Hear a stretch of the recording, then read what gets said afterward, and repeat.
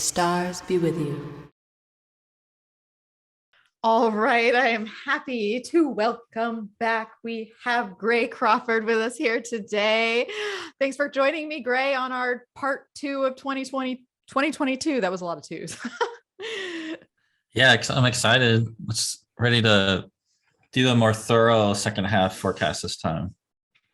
So what we're doing here today, if you caught Gray and I do the astrology of 2022 at the end of 2021, which was an epically long broadcast because, that's just what happens when you got mutable energy that wants to talk in the room. Well, Gray and I intended to do 2022 in its entirety, but after, 3.5 hours, we realized that there was too much to say, and we promised you a part 2 version of the astrology of this year. And so that is what we are doing here today. So we are going to talk all about the Cancer through Capricorn solstice season, July through December, or late June through December, and give a little recap on what's happened too, and just touch on a couple of those energies that we had already fully discussed, but also take a look at, what's 2022 brought us so far. A lot, plenty to talk about. But before we get started there, just in case you haven't caught programs before where I've had Gray on, or just Gray's work in general, Gray, share a little bit about yourself before we get started.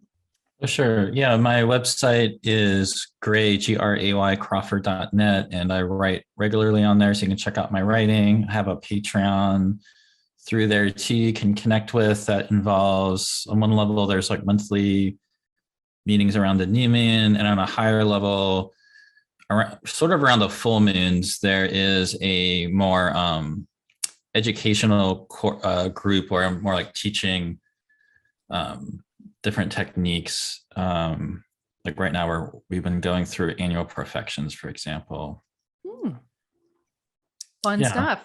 Well, definitely go check Gray out because he offers plenty, but also writes beautifully. So if you want to immerse yourself in astrological poetry, I could say, not a literal poem, but just the way you write with your Mercury and Pisces, it just has a flow to it that is very creative. And so I highly recommend that you check out Gray's writing.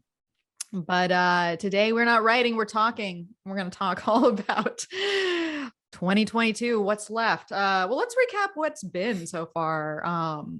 Obviously, we're halfway through the year. We have enacted the Aries ingress, which was pretty juicy of a chart. And so I'm just gonna, what have you noticed about the first half of 2022, and maybe even in relation to the Aries ingress, or just general themes? What pops out to you? Yeah, I actually got out my notes to look at what I had written before we talked last time, which is just sort of what are some themes I thought about the year. And I was noticing I wrote things like kind of formlessness with like this kind of flux and disintegration, and kind of being curious about that, and how, what new could like emerge out of this sort of disintegrative shape-shifting time in a way. And that was partially because of all the, starting the year with Venus retrograde and Mercury retrograde, and that long Mars Venus Pluto leading into Jupiter Neptune, and then these eclipses, which we predicted, all astrologers thought would kind of really, in this kind of Jupiter Neptune formless kind of things kind of dissolving, and then just like, kind of bam, these eclipses coming in on Uranus, activating the North Node in Taurus, and Saturn in Aquarius squaring the nodes. That last lunar eclipse was very volatile. And in the United States, it did, has coincided with a lot of mass shootings. I know one thing we didn't talk about so much, I don't believe, was what was happening in Ukraine the last time we talked. And so that's been a big development with that war. And that's something we can talk about. I mean, there's already that war going on, and there's a lot of other potential wars, and there's things. Mars is a really big player in the second half of the year. Yes. So we can definitely talk about that. I recall when we looked at the Aries ingress chart, saying something, just being worried about how the Aries ingress chart looked with regard to Roe versus Wade and the Supreme Court possibly overturning it, because I believe last time we had talked there, I can't remember now what had happened exactly, but there was some sort of decision or statements that were being made that back in December that were sort of signaling there was more of a change maybe on the horizon. And then when you looked at the Aries ingress chart, there was, oh, you have it right there. Yeah. So Venus was moving from Mars, Mars being with Mars, squaring Uranus towards Saturn, in the ninth house. And that was something that was definitely a surprise, very unprecedented, that, in right as these eclipses come in, somebody leaks the potential Supreme Court statement, which has not really happened before. Yeah. So, which is very Mercury, Jupiter, and Pisces to me. There's just the idea of something leaking, from the justice system. Right. Yeah. And also, interesting in a way too, even, because on one hand, that's been obviously very upsetting for lots of people. It also, just like sort of like the weird heads up about it, this is potentially that something that could happen, and not knowing if there's really anything that can be done to turn around what that decision is going to be. But it's just really strange that revelation would kind of come in like that, which is sort of giving then people this extra time to prepare for it, and then prepare for all the elections coming later in the year, which are going to also be lined up with the next set of eclipses. So it really does connect them. And then there's lots of people talked about all the different supply chain issues going on, the big inflation going on, the way these wars are going to just keep disrupting. Yeah, there's just lots of, and these are all things that were, we kind of thought would most likely, those are some of the things that we thought were more likely to happen relative to the eclipses and the nodes in Taurus, Scorpio. But for example, like the Ukraine war has created a whole bunch of things, a bunch of issues, just really accelerating that and amplifying that we didn't know was going to happen when we talked last time. Yeah. So making it even much worse. And it's interesting to think about some of the things that we're talking about here, like women's, reproductive rights, the gun violence that has been escalated among children, the supply chains that have to do, like one of our biggest supply chain hiccups right now is baby formula, and looking at that 29-degree Libra moon at the, in the fifth house of the US chart, coming off of the square with Pluto. And Venus just, ruling that moon and being in this like hard place of Mars and Saturn. And it's just interesting to see these, these mundane topics come up of reproduction and children and the nourishment, and care. Are we, lack of care, needing more care, it's just interesting how this all plays out, because we can speculate as much as we want, but when these news stories start to roll in and we see how it's impacting everyday life, the planets really come to life. And the moon at 29 Libra is interesting relative to Venus, because as we'll talk about later, there's going to be a superior conjunction of Venus, which is when she's moving direct with the sun, and that's going to be right at 29 right on that degree. Libra, and that'll be happening kind of going into the elections. And that's something we'll talk about. There is going to be this period in the second half of the year where Mars is really active doing a bunch of stuff, and Venus is going to go through her really long underworld journey and descent, and but it gets reanimated like right there, leading into those elections, which will have a big impact about who gets in the government and making different decisions around these issues. Although, unfortunately, there's nothing much that can be done about the Supreme Court in that way, except that all these elections lead to, are part of the judicial process of who gets selected. But Yeah. Well, it Yeah. makes me think of the slow game, that like really slow game of how that just, the Supreme Court is influenced, just politics in general, but, having Saturn having a stronghold in the ninth house and just being in domicile and, at the end of the day, it's a contained unit,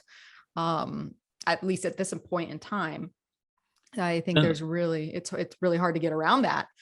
no, but Uranus also, can oh, try. sorry. Yeah, No, go also ahead. interestingly with the Supreme Court too, with the Jupiter Neptune coming in, and maybe, and this would be more of the Venus Uranus, the first African American woman was also selected.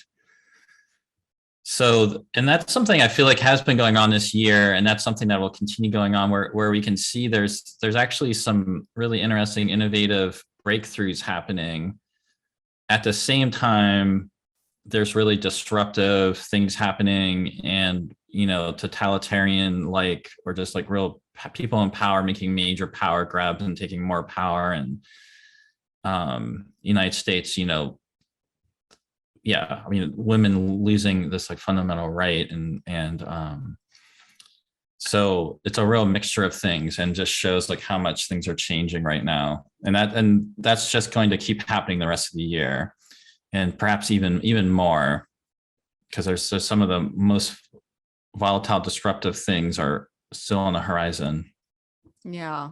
And I mean, it's like, it's not just women here in the States, it's everywhere. I'm seeing like these oppression issues, and even the reproduction issues, and, the abortion topic coming up in many places around the world, with Afghanistan women losing more freedoms, and Central and South American women. I was reading more about stricter, like birth container type of laws and abortion laws, like people getting life in prison for, these, for terminating pregnancies that were or pregnancies being terminated that weren't even their fault. Like there was women being incarcerated that weren't able to bring a baby full term with their body, and the baby didn't live, and that's considered,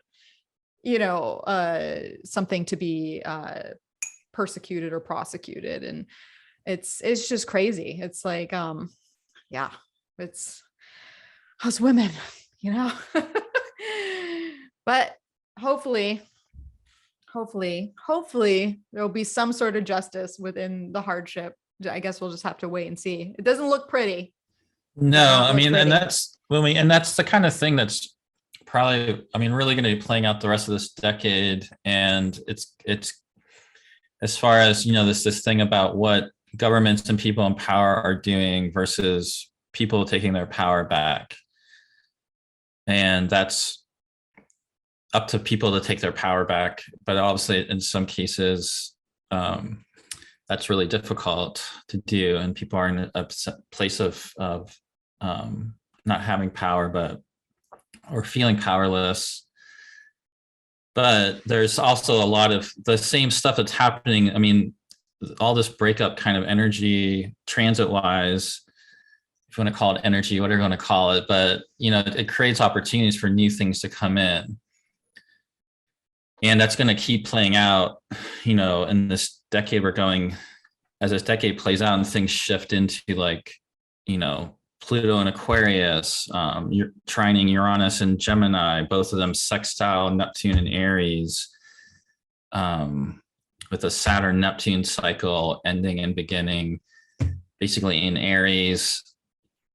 And basically, yeah. So there, which is actually like pretty harmonious activation there in a lot of ways. And we can project to the people in governments in power, really wanting to lock things down and impose things more. And versus, and I guess I'm the terminology there, I don't mean locking down in terms of like the pandemic, although that's possible. I mean more just like grip on power, or like taking away women's rights for an abortion, that kind of thing. But then these same things are going to keep playing out and getting accelerated in the next, over the course of this decade, are there for people to really, I mean, there's a lot of potential with those same aspects for people to really dramatically change things and really taking their power back and not participating in the oppressive systems as much as possible. So that's what's kind of really interesting about it. And this year is sort of like a microcosm of that. I feel like in some ways and it's sort of like we're in the middle of this major change is taking it. It's hard when we're in the middle of it. It can be really overwhelming and exhausting. But yeah, things are just going to keep going the rest of this decade when you look at it. Yeah.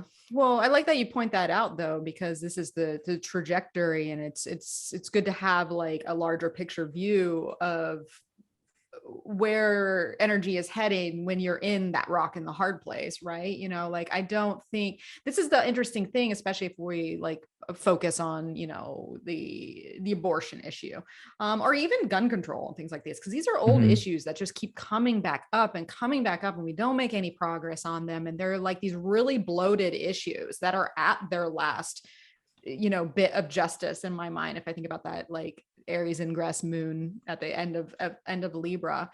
And when I think about Saturn, and Saturn being just so strong and being the, you know, the say for the moon, Venus, Mars, you know, all those, even Pluto, you know, all those planets. At the end, in my mind, Saturn is, even though it has that limiting force and that, you know, structural force, it is aligned to me with cause and effect in karma, and having to do hard things and consistently show up, and even like in this case, like I think about, you know, Venus being wedged in and having to fight and go against her nature, but you have to do this in order, you know, to make a presence, to bloat the issue even more so that it cannot go back under. Like it's at a point, it's like at a crisis point. I mean, that's the whole idea with, you know, a final degree there. But I do really believe that Saturn does have this karmic cause and effect thing, that does have justice in mind. I mean, Venus and Saturn are both, you know, have rulership in Libra and this sense of fairness. And so maybe that's my just optimism speaking. It doesn't mean it's an easy road, and it's like, this is a long, this could be a long game, but it could also be a very much a turning point. Yeah. And like the moon being, I mean, very, very end of Libra. I mean, this is like a horror, if this is like a horror interpretation you'd be looking at, well, that means about to change. You know, it's a change in circumstances about to happen, which is the moon going into her fall of Scorpio, where the South Node is. And so it sort of even suggests like the American people, but actually it would be people everywhere, because I always use these charts for, I mean, it means basically they're anywhere in the world, just different house. I mean, about to go, go into this fall and kind of go down through this sort of underworld type of passage. But with that moon and Scorpio and the South Node there, I mean, there is a lot of release and there's grief, but there's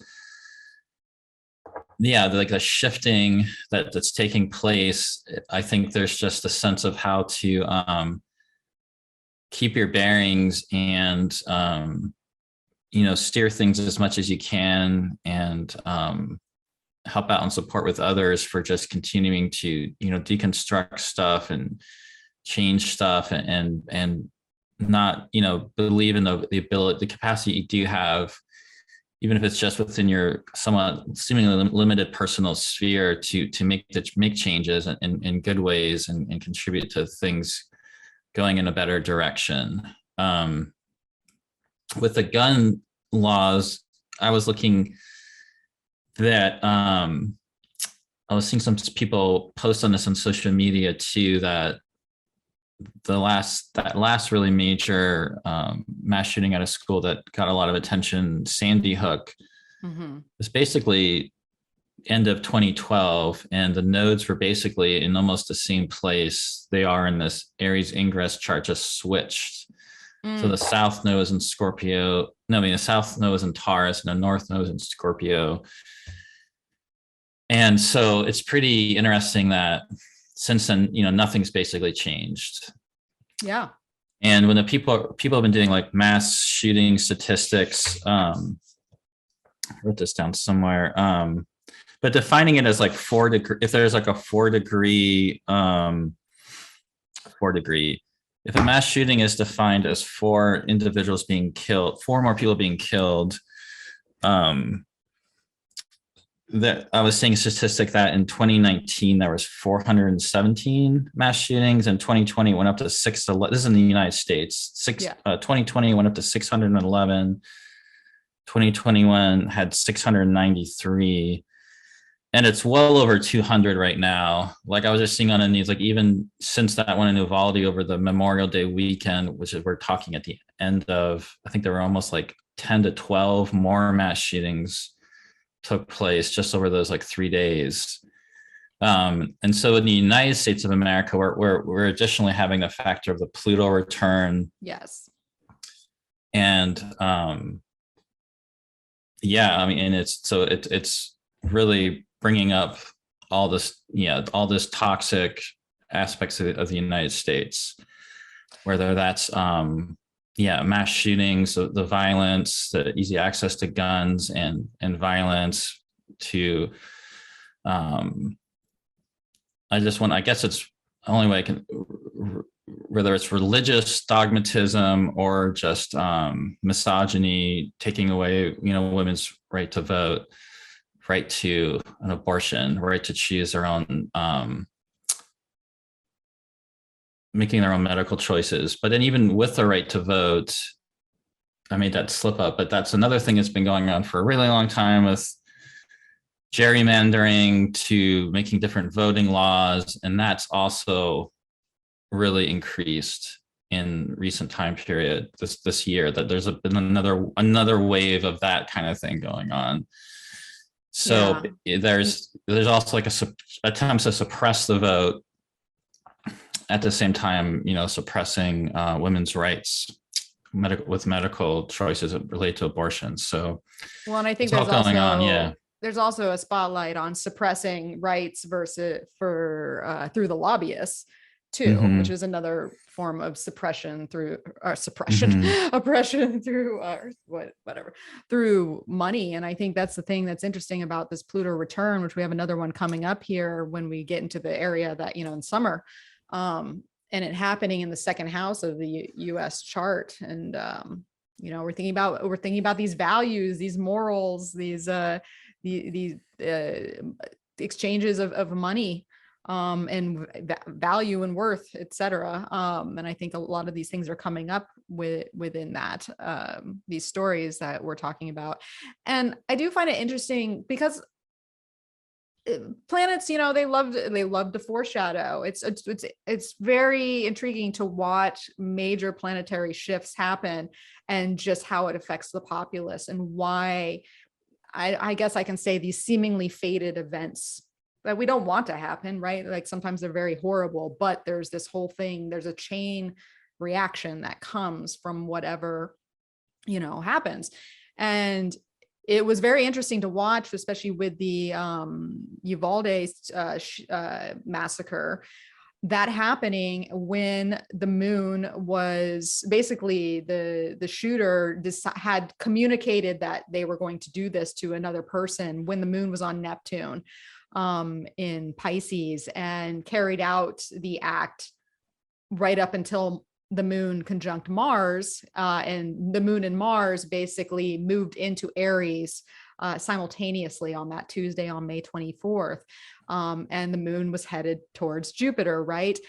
And the outrage, people, like I'm watching basketball coaches, get online and just spew how outraged they are about what needs to change and how we can't do this. And so it's interesting to have this dissolving Pisces last, 29-degree act that carries us into this very fiery burst. When and Aries wants change. Aries is an initiator. Aries is an instigator. And so part of me was like, can this actually go somewhere? Can this go somewhere this time? Because there is just that powerful world point that's being activated and people becoming outraged. And this is just, once again, a hope that something can change. But I found the timing very interesting. And then the response after and what maybe could Well, something that even makes me think of, I haven't thought about this as much, but as Jupiter goes a little bit more into Aries, there's actually going to be a contra antitia. Well, I guess it's already going to be happening by the time we get to the summer solstice chart, the Cancer solstice chart. Cancer solstice. That Jupiter will be, once Jupiter's around 5 Aries, it's basically contra antitia Neptune at 25 Pisces. So then that Jupiter Neptune energy that came in, that was definitely part of like the flux and the formlessness. And I know a lot of people correlate it with inflation. But personally, I'm a little bit annoyed at people acting like, oh, it's so terrible. I've heard people like complaining about Jupiter, Neptune, and just like illusions, or when to me, it's like everybody was already in, most people are already in a massive illusion long before Jupiter and Neptune came together in Pisces. And I actually feel like that actually brings in a lot of vision. There's actually, to me, more of a revelation of the truth. If you feel like you're in an illusion, it's actually a sign that you're waking up from being in one. You didn't know you were already in an illusion and you're upset about it, but actually you're getting woken up to what's actually going on.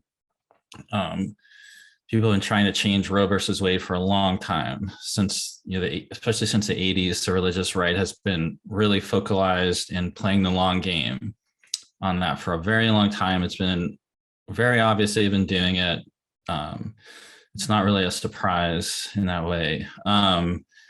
But with Jupiter and Aries, I just want to say, like, moving into Aries, but then the Jupiter Neptune getting focalized on the Aries point, that is kind of a world-changing type of aspect. And the positive thing to me about Jupiter Neptune, which is going to come back, we'll talk about again, Jupiter Neptune will be back in Pisces again later in this year, and they'll be activated or agitated by Mars retrograde in Gemini. Is that the type of sweep of inspiration and vision that can come with a Jupiter Neptune aspect like that, and this sort of new cycle coming in, is the type of thing that can actually, band people together and give them this sense of a higher purpose to overcome. That's the type of quality that's actually absolutely necessary. Nothing, systemic oppressions and power structures are never toppled or overcome without that. Yeah. And so there is something interesting about them coming into contra antitia, I think, which basically means the midpoint of them is 0 Aries. That could be pretty accurate. That's just interesting to me. It's speaking with what you're just talking about. Yeah, no, that's a great point to bring up. And just thinking about Jupiter's moves within that, like its connection to Neptune to begin with, and then being in that, that state that you're describing, and then those states being transitioned through Jupiter going over that hot, 0 degrees Aries world point 3 times. And, I went back and looked at, Jupiter in Aries at least through the 70s. I mean, of course, it happens every 12 years or so we can't go back too far. But I don't know when the last time Jupiter actually did a 3-point dance over that degree in particular. So there is something to be said about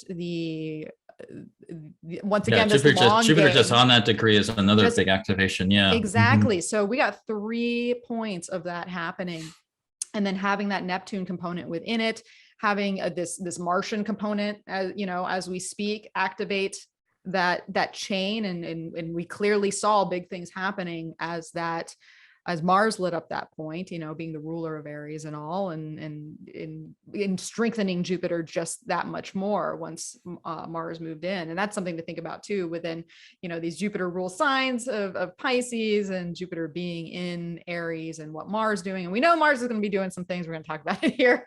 Mars is doing something basically the whole rest of the year. Mars is got some interesting astrology that we can break down. But the only thing I want to say before we kind of move forward, and just to speak to something that you were talking about before with the Aries ingress chart and thinking about that, you know, we're looking at it like from a horary angle, and the moon moving into Scorpio, and that being, you know, from that 29 degrees of Libra, and being the people. And, you know, and we've talked about this before with debilitated planets of their, you know, like trying to change the name of them. You know, I like the idea of like just that fall position and just not upholding things, and like people want change, and it's like, it's almost like you could go to the darker side of where that moon is going with Scorpio, absolutely, and that's probably very present there. But I also have hope that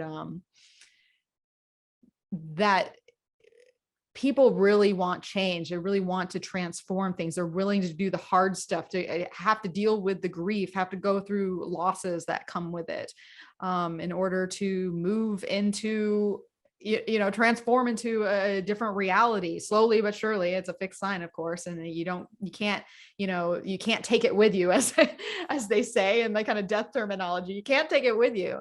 But it's hope that like everybody wants change, and people will be willing to change, and maybe people that have not changed in so long and are maybe part of like the difficulty will begin to change, you know, like because we need those kind of people to shift too, so that we can, obviously we can't stay here, I guess is what I'm saying. We can't stay here. Everything is blowing up in a way because things are really about to change. So, and it could be a long change, like you said, like the whole decade through, but Yeah. there's no going back. Yeah, it definitely will be. Yeah. And I think we should talk about the moon in this chart, but just sort of what you were just talking about, something about this chart I wanted to mention. And we're on to the Cancer chart now, right? Yeah. Well, oh yeah. Okay. You may not be watching on video. Yeah, you may not be watching it. So just so you know, we're looking at the Cancer, the solstice on June 21st, obviously 2022, which is going to happen at 5:13 a.m.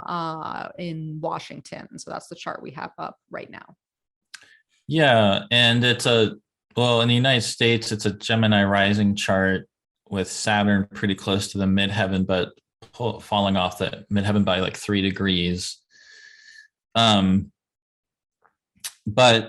with Saturn retrograde, you know, there's something very Saturnine about this chart in the United States, because Saturn's still within about 3 to 4 degrees of the midheaven. So even though it's falling off the angle slightly, it's still really kind of right there on the midheaven. And Venus is in Taurus, and she is separating by 3 degrees from Saturn. And so I think there's something interesting about this chart, kind of relative to everything we we're just talking about. Just is there something about this kind of speaks to me about like this really difficult journey Venus has been on this year. And she's sort of just like, she's separating from it. She's kind of emerging from it. She's about 7 degrees past the north node and at the same time in this chart, Uranus and the north node are also coming together really closely. But Venus is separating away from them, having already passed through a conjunction with Uranus, having passed through a conjunction with the north node, which is sort of the eclipse area. She's actually just like a couple degrees past the degree of the lunar eclipse. She's like I said, 3 degrees past a square from Saturn. He's going the other way, retrograde. And then she's also barely by just a few minutes separating from a trine with Pluto, which also sort of seems like it references her entire like long, you know, for some people kind of journey through hell and hellish underworld, but everybody went through some type of deep underworld process with that Venus retrograde with Pluto that I know of, at least. So yeah, she's coming out of that, and she's at the final degrees of Taurus. But there's just something about that just to me really speaks to that. And then, you know, getting close to going to Gemini, which will be what we'll talk about in the beginning of the second half of the year.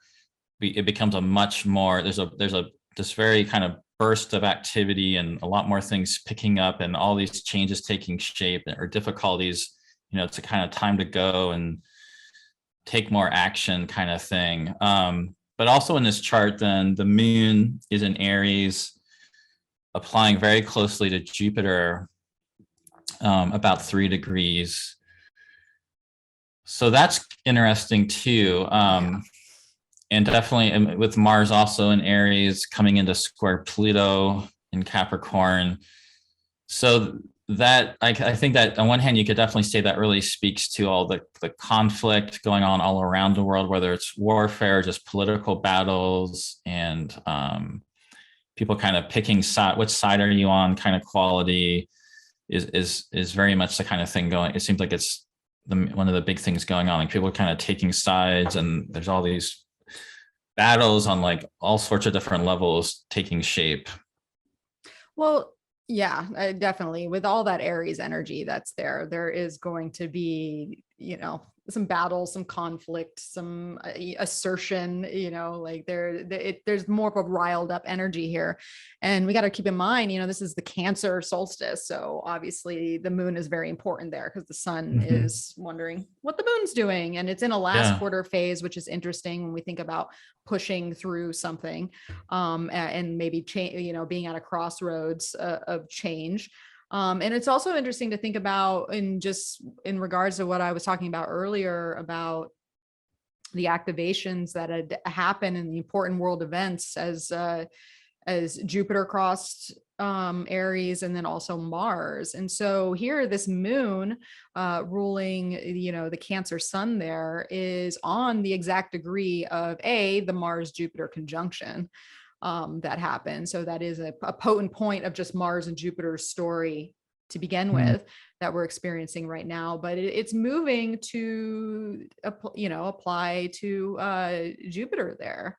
And so I feel like the people are feeling this Jupiter in Aries. And I think it's going to be very outspoken in that sense, especially with the moon also sextile Mercury there, and it being a Gemini ascendant. So I think that once again, there's a lot Gemini ascendant, at least here in the US, this is of course the Washington chart.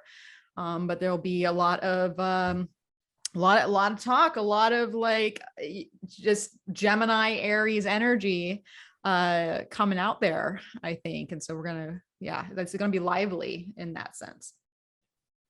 Yeah, and it really matters if you do whole sign or a quadrant system. And a whole sign, it pulls that Mercury and Gemini into the first house with being the people ruling the chart. But in a quadrant system, it would go 12th house with that Gemini Mercury as being an additional, aspect of the people, which certainly shows some more kind of travails in a way. But also I like to think about the 12th house being like, it's the sign that's rising right before birth. And there's even like those perinatal matrices of Groff, like that people will connect to the 12th house. And actually Demetra George even in her book that's drawing on more ancient astrology, connected it to that. And so there's very much this like birth before birth kind of process at work here. And I think I really like that you brought the last quarter moon, because that really to me shows the potential for deconstructing, deconditioning, looking at what you want to change, looking at what's going on in a culture that just doesn't work, and not participating in creating culture and creating new cultural values, and pulling back from what you don't want to be part of. And there's a real inspirational force of Jupiter, a lot of fire and passion there to work with in that way. Yeah, there's conviction, there's definitely a place of conviction. And if you wanted to make changes, change always starts with yourself. It's like, I would say that all the time. It's like, you want something to change, what do you got control over? You have control over yourself. So it's a good place. It's a good place to start. Especially when we do have to kind of, I think about all this, that Cancer and that Aries energy together, and these being, movable signs and pivot signs. And they're just a pivoting nature. It's like you kind of, there's an about face sort of energy that comes with these signs. And so, you pivot, like that's what my partner always says to me. With something, something doesn't go planned or something doesn't go how I want it, you got to pivot. Just got to pivot, and so I feel like it's at a point where we just got to pivot. You got to work with what you got, and change in that sense, for whatever that looks like in your life or dealing with the world in general. Yeah, and Mercury's phase, even just ruling out here. I mean, this is like right after not long after, maybe it was a week before or so, but Mercury's like already hit the max elongation of the morning star. So it's really picking up speed here in Gemini. So there's also some real speed of thought in Mercury stuff. But the other thing I was relate to what you're just talking about, but Mars being such a big theme for the second half of the year, it's pretty interesting that Mars is like so strong in Aries. I think maybe even in its own bounds, on top of being in Aries, or just about to be in its own bounds. So close. It's I forget what the actual boundary marker is with its bounds there. It is. I'm looking at another sheet right now, but yeah, it just barely squeaked in there. Yeah, so it's in its own sign in bounds. Yeah, and separating from Chiron, applying towards Pluto. So that again just shows this kind of power struggle, power battles, versus do you feel powerless, or how do you take back your power, or how do you work with that? And then the other big theme is Uranus, and the fact that Uranus is getting, about 4 degrees, it's like starting to come in,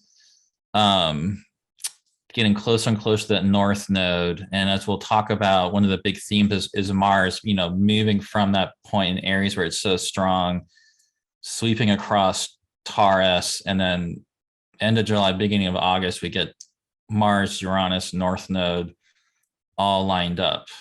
And then the next factor is that it goes into the Gemini, and then eventually goes retrograde in Gemini. And then we have this long Mars retrograde in Gemini that comes in the second half of the year too. So it's interesting that Mars is so strong in this chart. Yeah. Yeah. Well, and I guess it's nice that, or is it nice? I guess I might retract that, but it being in that sextile, or forming a sextile to Saturn there too, where we look at the Aries chart and them being close to that conjunction. So it's interesting to see both Venus and Mars having this relationship to Saturn. One, Venus is moving away from a more contentious space with the square aspect, and Mars coming in to kind of work with that. I think that speaks on the Aries. Go ahead. Yeah, even with the last quarter moon, with the moon in Aries, the deconstructing that I was talking about, the fact that Saturn's actually retrograde and just kind of falling off the midheaven, to me, almost on another level, you could interpret this less of a mundane ingress chart and more just like, I don't know, collectively psychological or something. Just Saturn's coming back. So we're kind of now falling back. It's not moving forward anymore. We're really thinking about where we've been, what's been going on with the power structures and structures of our own lives. And Mars being in Aries, sextiling it, there's a way to really take all that into effect with Jupiter in the same sign, really adding a big boost of, enthusiastic fervor and inspiration, and a sense of hope that you can maybe do something. So there's a quality there, I think, of that's in this chart about, really, and taking a really realistic appraisal of things, a combination of a realistic appraisal with really expanding what's realistically possible and taking the steps to make that happen, actually, making actual real change happen. That's actually real tangible, practical change. And it's interesting with this chart too, just when we think about the dignity of so many of these planets, with Mercury, Venus, Mars, Saturn, all being in their own signs. And so where before, especially in 2020 and 2021, a lot of times there'd just be a default to Saturn, right? The planets would all chain back to this one particular influence. But here we have kind of these, 4 separate strengths that are all compartmentalized in their own positions. And so I don't know, it adds variety, I think, to multiple storylines and facets that are going on, that have their own strength in our personal lives and in the collective, rather than it kind of like pigeonholing all into one chunk, if that makes any sense. Yeah, totally. So, all right, well, let me go back here with my Move into the rest of June. Yeah, let's talk about I mean, maybe okay, so when we think about the Cancer solstice here, we are basically, at least here in the northern hemisphere, we're going into the summer months, and we're looking at Cancer, Leo, and Virgo territory. And I mean, some of the things that seem to be like, to me, if we were just a first chunk, kind of the 3-month, or three zodiacal month period, obviously the Mars, Uranus, North Node thing that's coming, and the Saturn is huge in my mind. I think that's one of the biggest things of these summer months that's coming. And then also that Mars ingress into Gemini eventually there. Gray, would you agree? Or do you see it, like, if we just kind of look at the big picture of the summer real quick, like kind of that energy that's ahead of us? Yeah. So basically the end of June, July, August into September. Yeah, I would agree that the real major thing is when Uranus and the transiting north node of the moon coming together, Mars then going into Taurus and forming we end up with a little passage of a triple conjunction of Mars, Uranus, and the north node. And then once Mars goes into Gemini, we start this very gradual build up towards the retrograde. But yeah, the one that's the major one to me is that Mars, Uranus, North Node. Yeah. In Taurus lineup. That's going to be on July 31st. It's where it gets pretty lit up there, starting. Well, I mean, of course, these are slower movers. So the end of July, basically, and the early part of August, we're really going to feel this this energy brew. Especially as the sun then continues, because the sun being in Leo will obviously square that position. And then there's like you mentioned, there's also the additional factor that they're squaring Saturn pretty closely. Yes. And then in the Leo part of the year, Mercury first kind of flies through and activates it from the Leo side. So I remember at the beginning of the year, we talked about the one thing that's missing. We have a lot of, Aquarius, Saturn on Aquarius and nodes, and that being set off all year. And Leo is like the point that's sort of missing for most of the year. But this in the summer, in the northern hemisphere, summer is when that Leo side gets set off. So we have moments of actually having this, we're going to call it a grand square, fixed cross, whatever you want to call that, cross, square, all four sides, something there. And in the fixed signs, this is, moving the fixed, and fixed activations tend to be longer lasting, big types of changes that are taking shape here. And interestingly, that's one we spoke about. I guess that was off camera. Maybe we were talking about me just being at NORAC. So maybe I'll introduce the fact that I'm talking to you after just returning from NORAC 2022 yesterday. And one thing I did note from being just around a lot more astrologers, just the prevalence of major life-changing things happening coming out of those eclipses. And so we're already seeing that pattern that work with these big fixed sign activations, and that will just continue right here. So it could very well be some of the same changes that are already happening that maybe got accelerated more with the eclipses, and then kind of the next stage of those changes coming in. And it could also still be in some cases a new element, or going in another direction. You're not necessarily going to keep going in the same direction depending on your circumstances, but or it might be just layers, when I think layers, about, like, for a lot of people it can be like layers. It's like a layers here, and then a layer, and then a layer, and then all the layers change you, but it's almost like this building upon, and then maybe older layers start to fall away. I think about a plant that's growing, and it's like as the new leaves grow, maybe the leaves that are at the bottom of the bottom of the plant, start to wither and fall away. And so it's kind of like this layering and growing effect. But I really think, because obviously that late July, early August with that Mars Uranus North Node activation, which is very, as I'll use Gray's term, volatile by nature. I think a lot of it really kicks off around July 20th, when, or at least 19th, 20th. Well, it's probably 20th because the moon's there. When Mars reaches the solar eclipse point. Because that's always an activation for the solar eclipse to begin with, and just eclipse energy.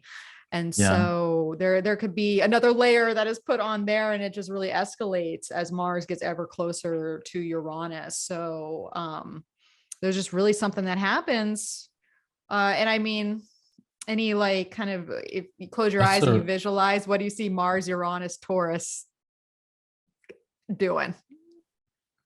Sort of what we're kind of already talking about. So, I mean, a lot of these things about, there could definitely be more escalation of warfare.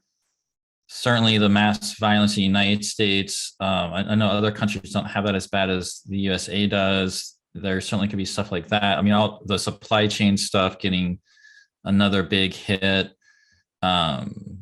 whether it's stock markets or inflation, or I don't really track cryptocurrency too much, but I know that's been very volatile, as you said, and falling. And so that all continuing. But then there's also like really powerful new things that can happen. Like in Olympia, where I live, I was asking Jen Zart, who people know in the astro community, has been forming this, creating this library that's going to open in Olympia as an astrological library that's actually going to be definitely unique in the United States of America, but even globally.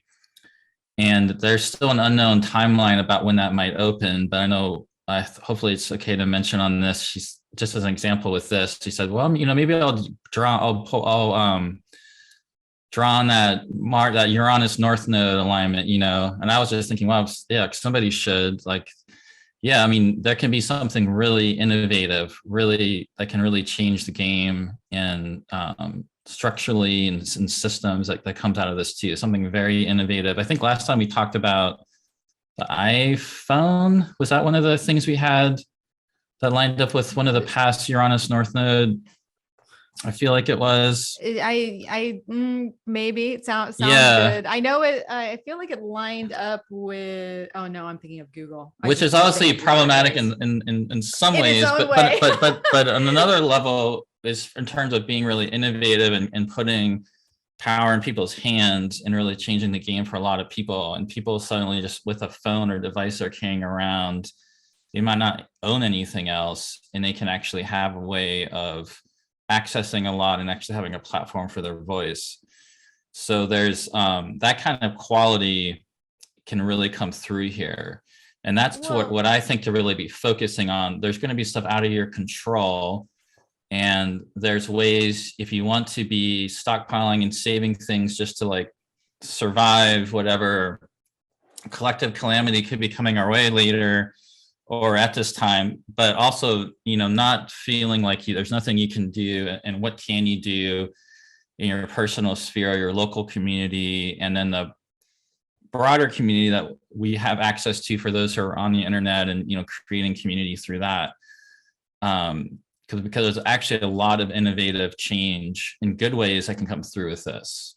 So there's a real the way things right now, you could have a lot of really exciting, positive things happening in your life right now personally. But then if you look around what's going on in the world, you can't really say that. But there's still actually within all the terrible news stories, there's really great things actually happening with, in the support. So it's a real mixture of, it's to me things, falling apart, but then new things coming in too. So okay, so Gray, I think that's a perfect example of just also reminding of the fact that Mars and Taurus here is in its detriment. It has a Venusian backing, and also it's interesting that Venus will be in Cancer during this whole kind of transition that we're talking about of late July through mid-August. So Venus is rolling through Cancer, which adds a Cancerian layer underneath what's happening in Taurus. And kind of kicking off at that same time when Venus herself is making a square to Jupiter in Aries as this is kind of building. So there is, I think of Jupiter as turning that wheel of fortune in a sense. And so whenever something comes in contact with it, it seems like some sort of page turns. And of course, Mars and Uranus are going to have their own story that is brewing, and some surprising, shocks around the corner and just changing. But there to go back to what you're saying, and I even think about, Jen Zard's library and such, there can be this birthing component, I think, because of Venus being in Cancer, and backed by that pivot sign.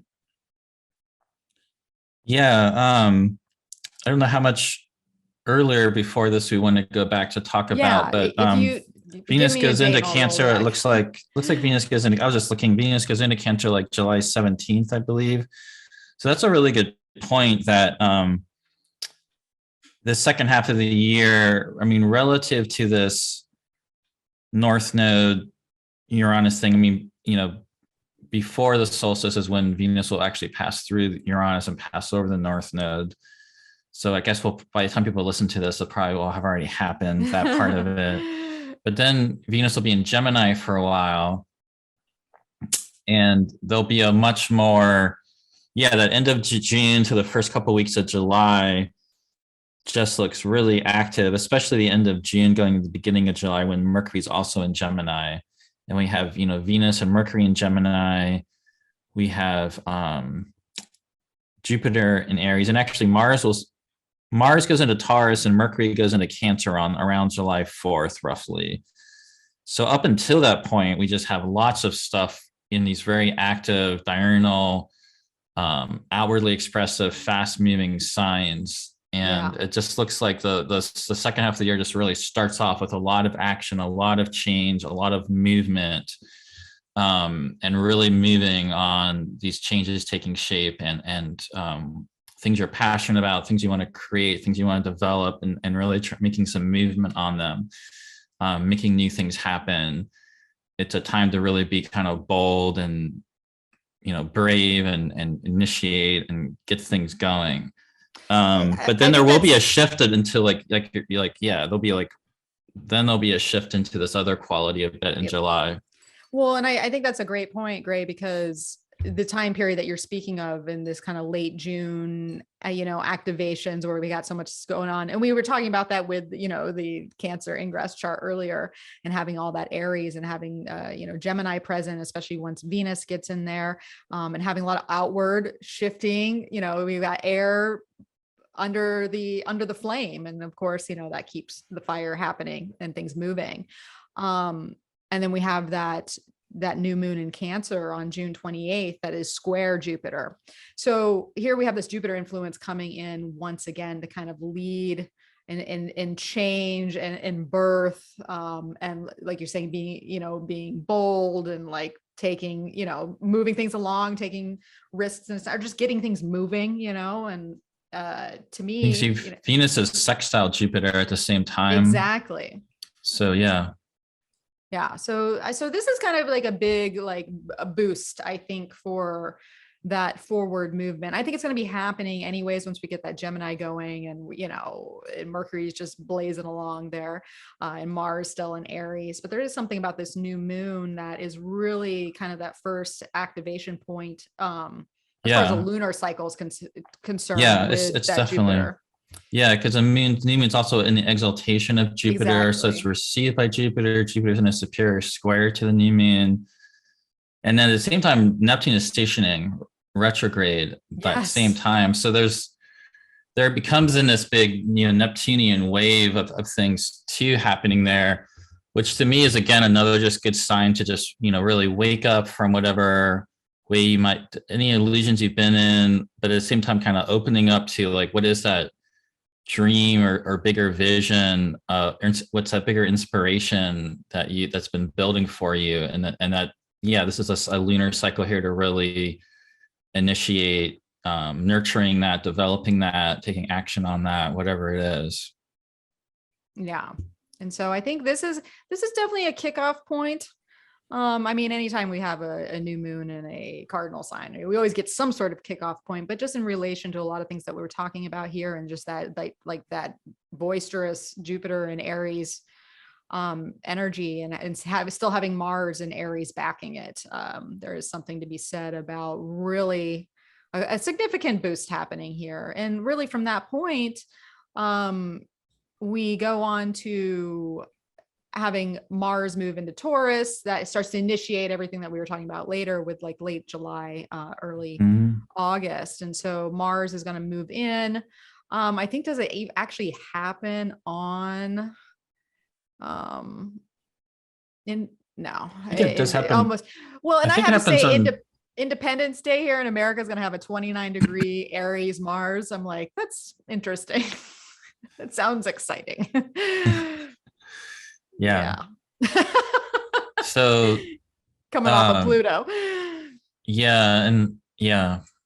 Well, okay. I actually want to pull that idea back real quick, if that's okay, because this is the lead up to Mars in Taurus, right? July 5th. But right before we get there, we have Mars making a square with Pluto. And the only reason I want to bring this up is because around July 1st, you know, this Mars square Pluto, this is kind of a lead up because we're having our second Pluto return here in the US on July 11th.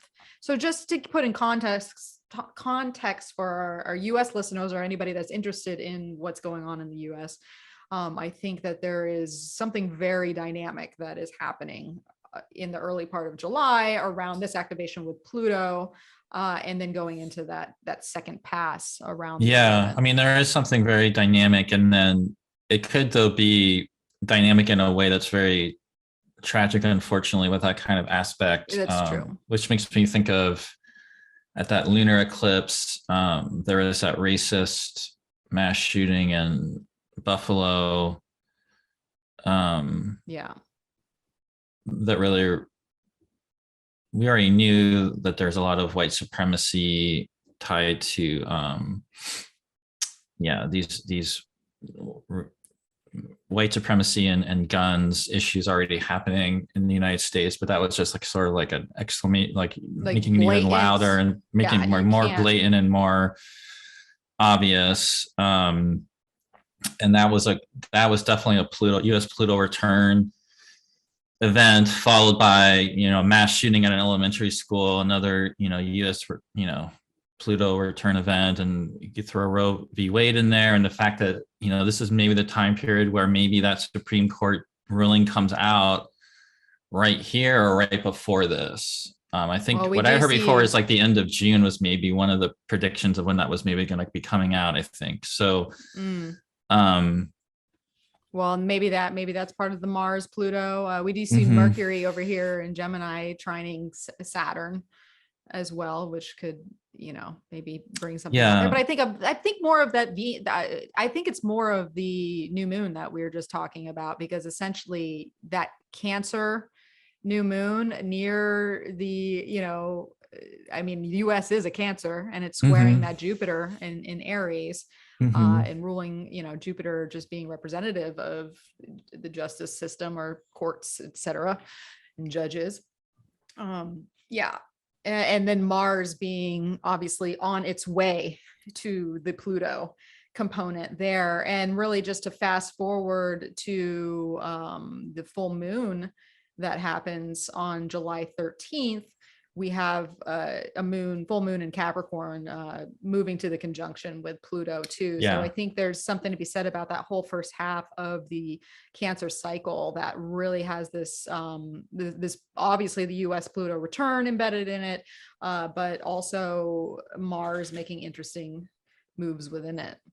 Yeah, that's a great point. Yeah, the full moon lining up Pluto at the other side of this. Yeah, there's definitely extreme plutonic things, so there'll be just real depths of so at the same time there'll probably be these really difficult collective current events occurring, as well as maybe some like hidden information coming out that we didn't know about well, different and then we got problematic Venus things. Venus squaring Neptune in this chart too. And so I think Yeah. that might be a foreshadowing, especially for Mars coming later. Yes. Yeah. So all of that could definitely be happening.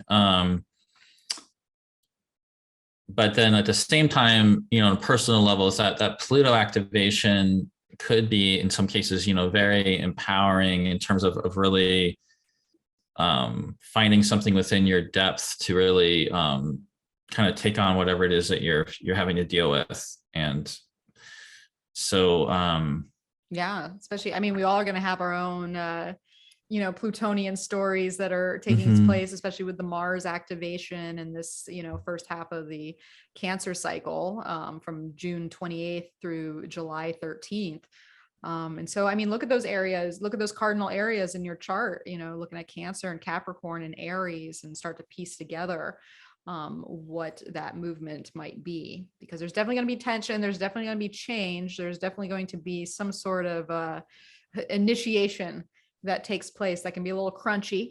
But I love how you bring up the empowerment that can come through it, because I think that is a really strong Plutonian characteristic that can sometimes be overlooked when we try to think of like all the things we don't want to deal with Pluto. But it does have, obviously there are abuses of power out there in the world, but Pluto also serves, in my mind, to empower yourself to go through change, or to make, have that purification process happen in your life, or to align with a stronger version of yourself, and whatever that looks like for you.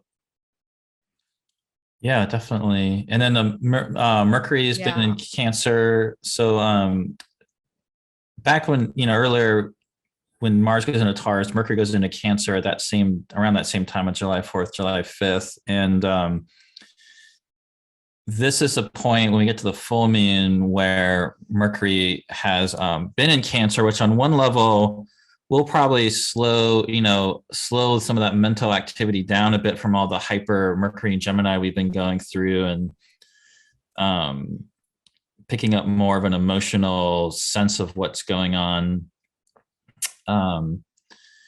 with Mercury being in a water sign. And so being a little bit more receptive and sensing and intuitive and that kind of thing. But yeah, right, as you're showing here around July 13th, Mercury is like going through its superior conjunction with the sun. So right around 16th. Okay.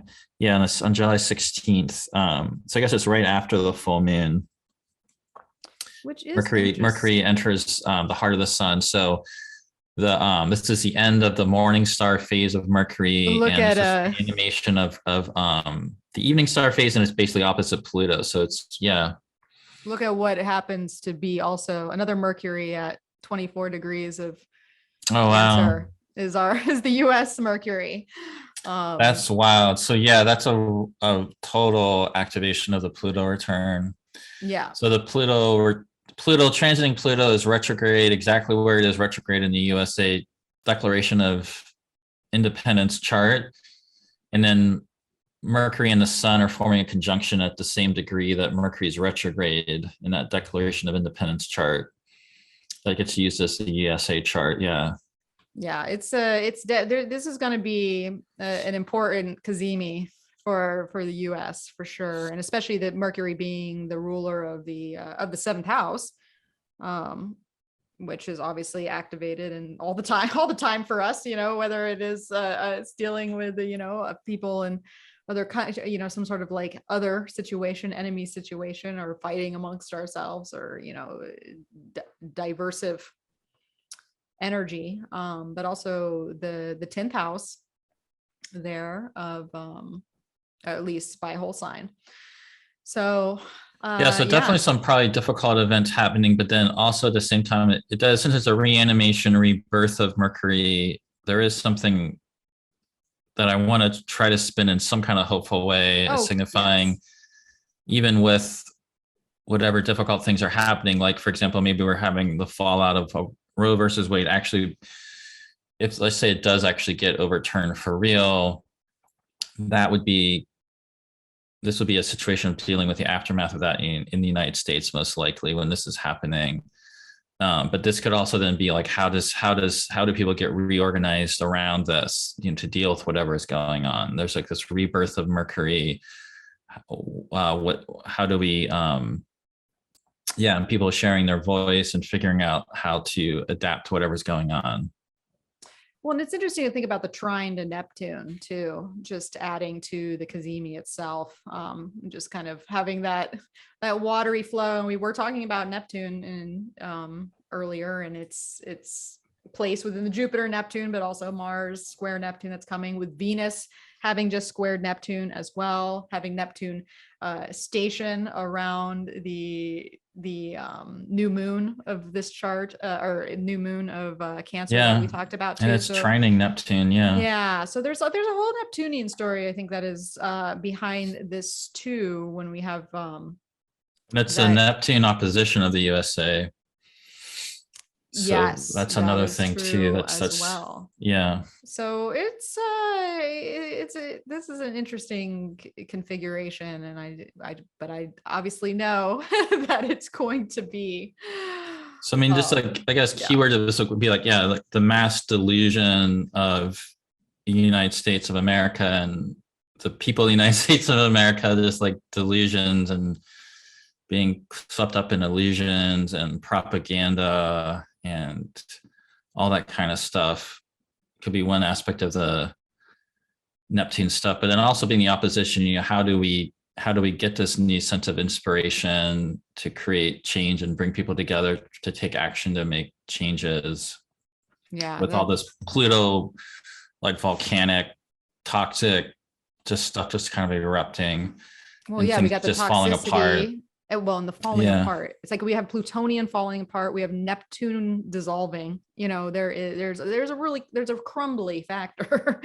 There's a lot of crumble happening here, and I'm not talking about a cobbler. So there's let me ask you, Gray, and because we were talking about kind of that animation of reanimation of Mercury within the sun, and how do you see it different from our superior Cazimi versus the inferior that we just had recently at 0 degrees of Gemini? So how in your mind is this Mercury Cazimi different, just in nature of Sun and Mercury? I personally don't care, but people argue about which one is the beginning of the cycle. To me, they're both death rebirth moments, and you can tell a story from either one of the Mercury Sun conjunctions.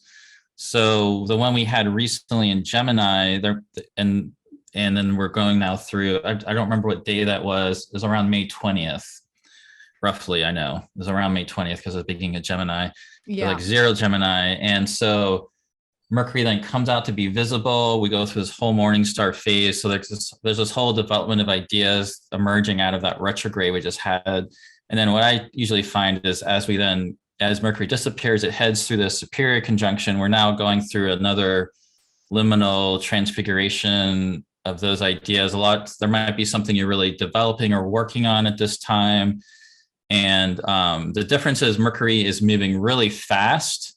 It's moving as far away from us as possible, versus the inferior conjunction. It's as close to us as it ever gets. So it's the retrograde Mercury Sun is like the most intense, kind of in your face, bringing up stuff you might not want to look at. You're really forced to deal with things.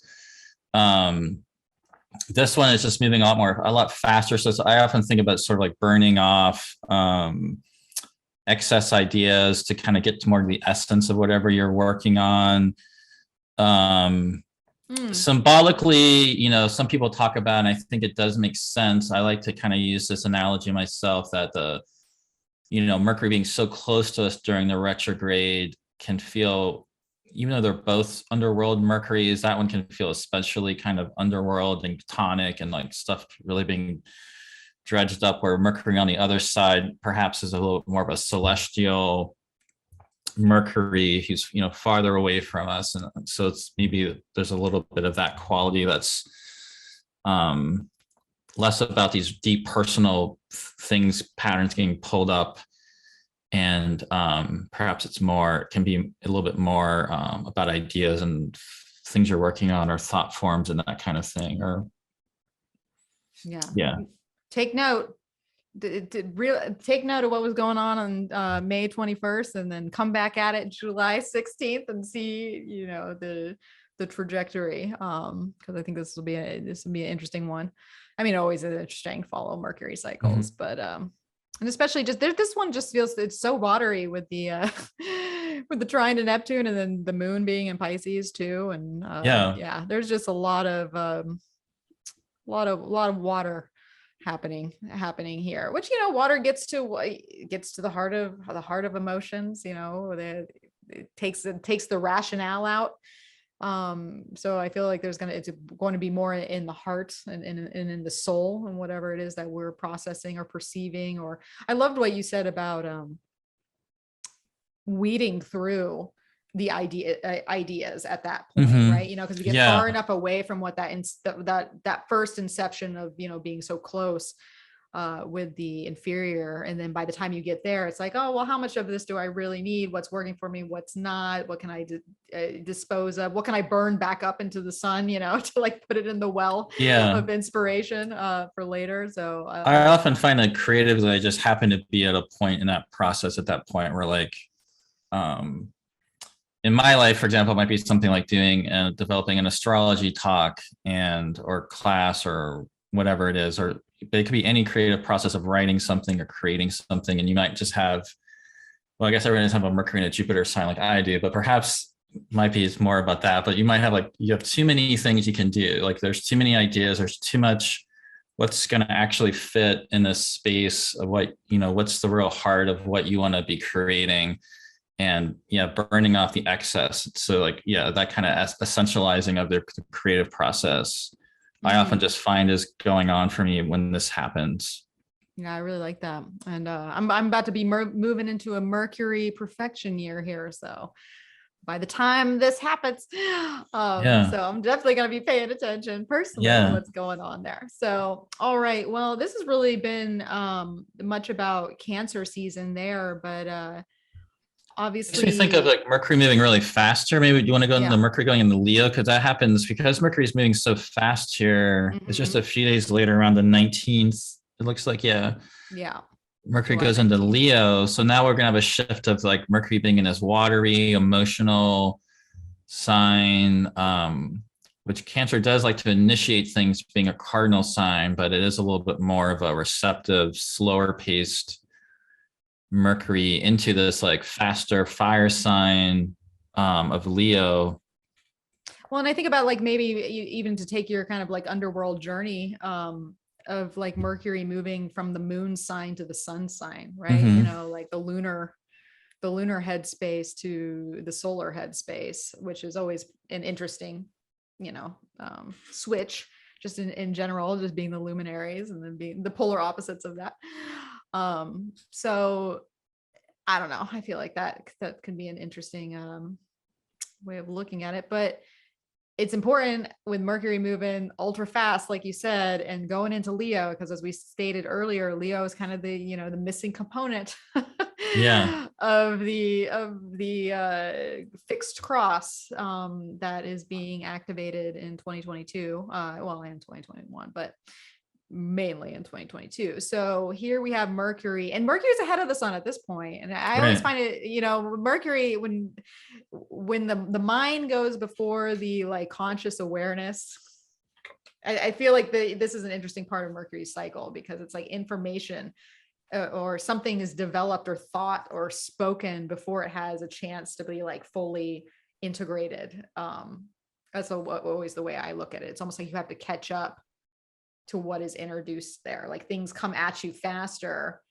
before you fully understand it, because the sun's, now following Mercury's steps instead. So having Mercury move in on July 19th, and we just talked about this. Okay. So Mercury moves in July 19th, 0 degrees, Leo. And this is the same day essentially that Mars lights up the eclipse degree.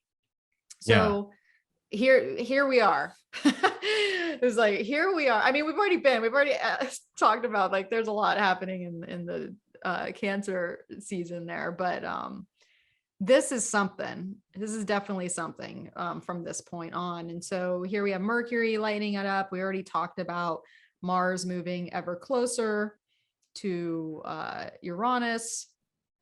And obviously the moon's moving. The other thing that's interesting is that there's an interesting shift from Neptune to Jupiter between Mercury and Venus. So right before that, I was just thinking about how Mercury's going from trining Neptune and Pisces and Cancer to, as soon as Mercury goes into Leo, it's going to start trining Jupiter. And a couple days before Mercury goes into Cancer, Mercury goes into Leo, Venus goes into Cancer. So Venus moves from being squared to Neptune to being square to Jupiter. So when you think about, there's sort of this larger Jupiter-Neptune story that even though they're separated pretty good at this point, they're going to come back together. So they're not really that, they don't, I consider this still being part of the Jupiter-Neptune conjunction time period, like this whole year, even though they're not in the same sign at this point. They're still, I mean, they're within like 13, 14 degrees. I mean, you got to give it a 15-degree orb, but they're within 15 degrees. And yeah, so the Jupiter side gets really activated, which just makes me think more along kind of the bigger picture of these Jupiter Neptune ideals or dreams you're trying to build, that side of it getting activated.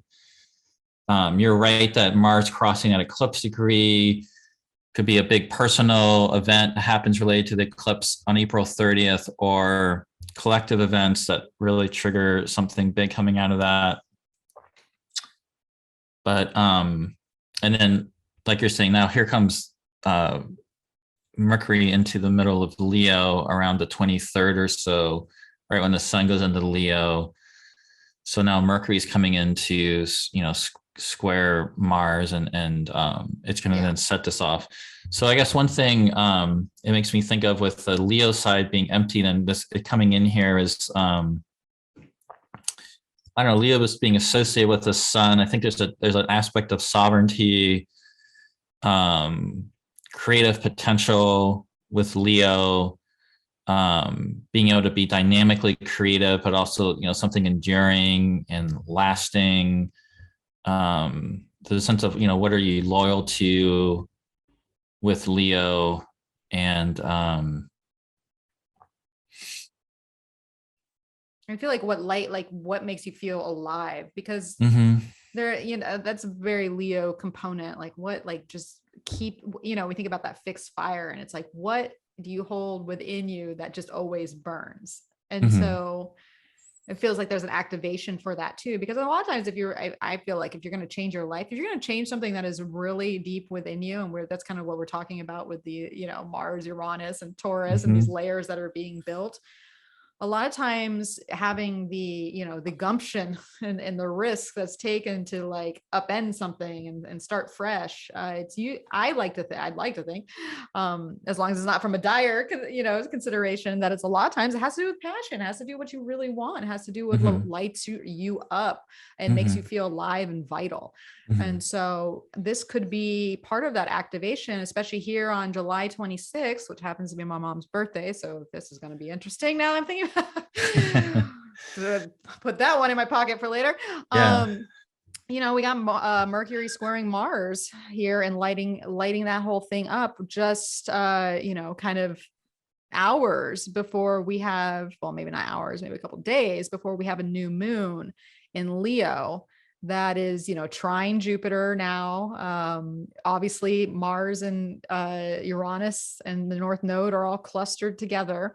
And so here we have this next cycle that still has a Jupiterian component to it. It's one that's more flowing and moving, maybe even faster. Yeah. The changes that are going to happen. And maybe that Mercury component that happens in, the dark balsamic, last quarter balsamic phase of the previous cycle really starts to kick off what is really going to move forward and progress and change once that Leo new moon cycle begins on the 28th of July. Yeah, that's a great point that I hadn't thought of that before, but that both of the lunation, so that the first two lunation new moons of the second half of the year are Jupiterian. The first one is squaring Jupiter. This Leo one is trining Jupiter, and Jupiter is actually stationing retrograde around this at time. the same time. So Jupiter is stationing. So that's a point where it's called Faustus. It's sort of like the divine presence of Jupiter is like speaking. There's something Jupiter's really speaking and has to say. It's not going further into Aries. It's going to start peeling back. And the new moon is exactly very closely trining it. It's the same day. That's fascinating. And it's interesting. Yeah. The moon is like trine the Yeah. trine after it it doesn't complete the trine until it actually stations and officially. And even more fascinatingly, as you can look at this is right at the same time that Mars, Uranus, and North Node are about to all come together. Yeah. And Mercury just happens to be in there, like basically catalyzing it, you could say volatilizing it, but I think Mercury here, so Mercury being in Leo, picks up what it's an aspect to. It's moving really fast. So Mercury is picking up this whole thing where it's kind of flying through, setting off the Mars, Uranus, North Node, South Node, and then opposing Saturn. So we get this major activation of the Saturn Uranus dynamic by both the new moon and Mercury. It's like a new moon because the moon's going to also kind of fly across and set all that off. And then Mercury is too. So it's like a new moon and a new Mercury phase that both come in, setting the whole thing off at the same time they're coming together, the Mars, Uranus, North Node. So yeah, there's really pivotal events coming in here at the end of July. It makes me think about just like really important decisions being made. And there's a sense of at the same time this like hope and inspiration of Jupiter. I mean, it's really interesting that it looks so taut and tense and things really on the line, but then there's like this trine from that new moon to Jupiter that almost like that's just like supplying this underlying, it's just really nice that that's there, because it gives a sense that there being something hopeful about it at the same time. And then also that Venus is in Cancer. We haven't talked about this, but she's in this meantime, she's kind of moved from squaring Jupiter into, she's heading into a sextiling all the Taurus stuff, and Venus is ruling that. And that's a point you were making earlier, that we then have Venus in this very watery, nurturing, receptive sign. And so it makes me think like this could be a lot worse in a way, because like at least Venus ruling all the Taurus is actually sextiling it. So it looks like something you can really kind of work with in a way to kind of nurture and focus on what you love and what you're passionate about and what you want to really create with your life. Yeah. And it was interesting just thinking about the new moon in relationship to Jupiter stationing, and then the tarot came in mind, and I was like, okay, well, if I'm looking at the decan correspondences with the tarot, it's like, what do we have here? And we got Jupiter in the Two of Wands, and kind of that like looking out, that decisive, like what am I gonna do? What are these goals? Are these goals running up against someone else's? Because a lot of times too, the Two of Wands is like, I want to go this way and I want to go that way, and it's like, well, how do we meet in the middle there? And then the new moon is in that kind of that Five of Wands energy, which is strife, it's stress, it's once again a turning point, and there can be tension that's around that. But then Mercury being in the Sixth, where it's like, oh, well, I just want the victory. I just want to, I want to keep my mind on like the, kind of my eye on the prize, and move this thing to, be successful at what it is that I'm trying to do. But there's just stress related to that. And then there's decision making, and the decision might have to go back and forth. And this really goes back to what you were just saying about earlier about Jupiter and Neptune and your mind still being together in this configuration, and how Jupiter is going to move back into Pisces to not fully meet, but they're going to be present. They're going to be, they're like, oh, I'm going to talk to you around the corner. But it's almost like Jupiter really goes ahead into this really, pioneering new territory, like getting its feet wet, or not wet, I guess, or trial by fire. Yeah, trial by fire. Yeah. Yeah, trial by fire to then Me kind of pulling retreat. a flaming Yeah. sword out of the yeah. The stone, like Excalibur, Or like out of the water, out of the out water. of the Yeah. water, out of Yeah. the water. Yeah. And then it's going to come back and like, Yeah. because I was likening it to just almost baggage that has not been dealt with when Jupiter has to go back into Pisces, right? Because it's like, you want the new beginning, you want to move on to the next thing, you want to initiate this, you want that new start, but it's like, what hasn't been dealt with yet?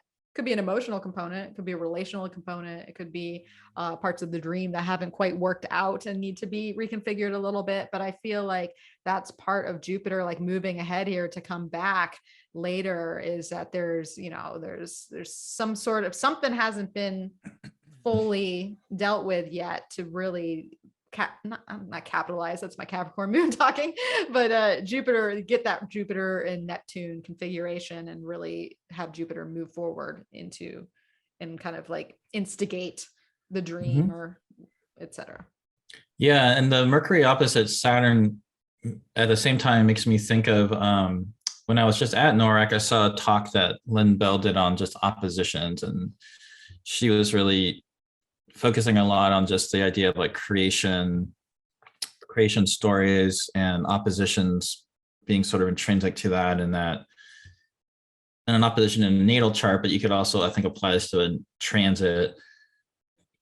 Something has to give, and they're facing off, and one of the first steps is, sometimes it does involve conflict, but sometimes that conflict is just sort of what's needs to be worked through as part of that creation. So yeah, it could be just some inner conflicts based on moving through this change or threshold here, or something comes up, maybe more external conflict you have to face and navigate around and figure out how to deal with. But well, and so interesting thing about oppositions just in general, and I know they're like considered like the nature of Saturn or what have you, but to me, in a lot of ways, it's kind of the and this speaks to Venus and Saturn being related, to by dignity there. It has a Venusian side to it, right? Because I mean, Venus is the unifier. Venus is the one that helps us take two separate parts and bring them into union or merge them or find the common ground. And to me, that is like the higher side of oppositions. It's like the tension comes there because there are these two separate views, or we're dealing with a polarity. But with any polarity, there is a common ground. It's just you have to find it through the tension. And that's a kind of a Venusian process in my mind. And to have so much Venus going on within this, obviously with the Taurus dynamic there, and then Venus in Cancer, I think that could be part of it. Venus is also mediating the nodal opposition here. So so it really speaks to what you're talking about, that as this is all getting set off, Venus is ruling the North Node, or responsible for responsible for caring for the North Node and Uranus and Mars, but then trining the South Node. So is in a real mediating position there relative to the nodes and that dynamic. Yeah, and she's going to she's really going to it's fascinating to watch Venus just move side by side with the Mars Uranus conjunction and the North Node. Like it's all happening with Venus sextile almost exactly, on July 31st, August 1st. I didn't actually write down when does Venus is that there perfects the sextile with Mars? Okay, I was wondering when that happened. Yeah, like August 1st, August 2nd. Around there. So sextiles both of them. Yeah. So if you can't tell already by how much we've talked about the last, July 19th through early August here, really bringing this one home with how important this time is for this year in general. Of course, we have very important times coming with the eclipses that we're going to talk about, but This is a very defining moment of 2022 for what's changing. It really is. And to have Uranus, Mars, North Node all lined up here at the beginning of August, I guess I feel like we've probably already talked about that enough, but this is when it just actually happens. August 1st. The other thing that I guess we haven't necessarily talked about is that it's also, so activating towards the Saturn dynamic. And as soon as Mars is like barely separating from Uranus, Mars is going straight into a square with Saturn. Yeah. So it's like, I'm free. And I'm like, oh, I'm not. Yeah. Right. So there could be also, there is that on one level, there could be that, very like liberating, wanting to break out, wanting to change something, but then really coming up against an obstacle or something having to slow you down or something having to just, okay, how do we? So the best would be just to be, as you're going through this, we know this is coming ahead of time. The more you can be kind of grounded, planning, keeping Saturn in mind the whole time, I do think at the same time, something could really come out into a great form here. You just have to be really on top of it the whole time, like doing your research, knowing what you need to do, what steps are involved in whatever you're working on, creating or building. And it can come through this and come out. But if I guess if there's something that's just like really unrealistic, or you're not doing what you're supposed to be doing, you haven't been paying attention, that Mars leaving us and hitting Saturn could be a rude awakening if you. So you just need to be on top of that. Or you upend something completely and then there's repercussions that come with right. it, like it's like you have those quick actions. I don't know how fast Mars and Taurus moves, but adding your that's the thing that's interesting, because we haven't talked about, like normally we talk about Mars and Taurus moving kind of slower. We don't think of that as being a fast Mars. So that's what's so fascinating, is that with the North Node and Uranus, it's more like there's something getting kind of stampeding. So it's going a lot faster, and change is coming out of this Taurus process. So if you have Taurus, Scorpio, fixed placements, especially Taurus placements, or wherever you have Taurus, it's just really seems like massive life-changing type of things happening here. Yeah.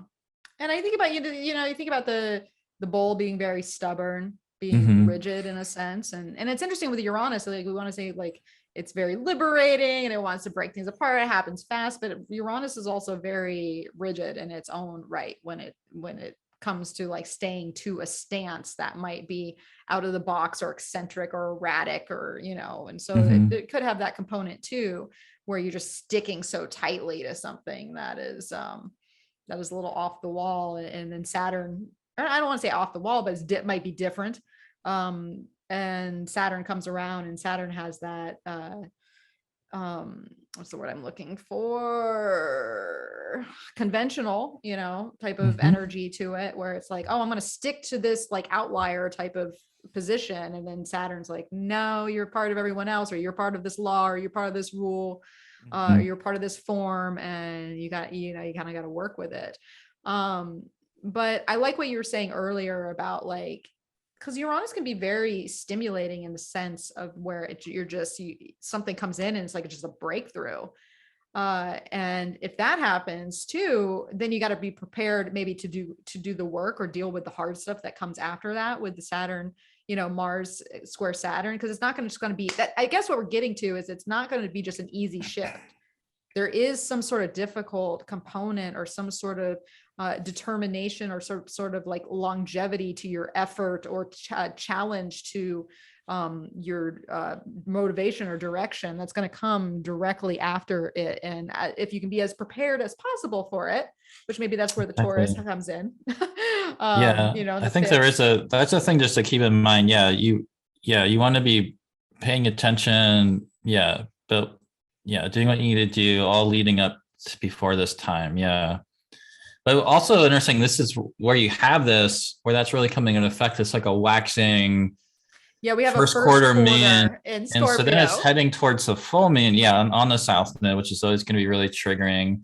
But then as it goes towards a full moon, which is going to eventually be setting us off exactly, because the full moon's going to be with Saturn and squaring Uranus. In between that, Venus moves from sextiling all that Taurus exactly. She's still within a whole sign sextile, but then she goes over an opposition with Pluto on the way to going into Leo, which just makes me think about all the massive re-changing with relationship dynamics that took place at the end of last year, the beginning of this year, with that long extended Venus-Pluto contact.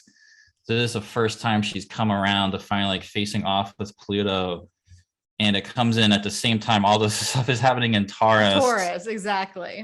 So it's sort of, it makes me just think of like really, some kind of, not like it's at the end of that process, but there could be some stuff, I guess, just referring back to those things that were changing and shifting during that whole Venus Pluto extended retrograde and time period, with like, then we had like Mars and Venus and Pluto all together for so long.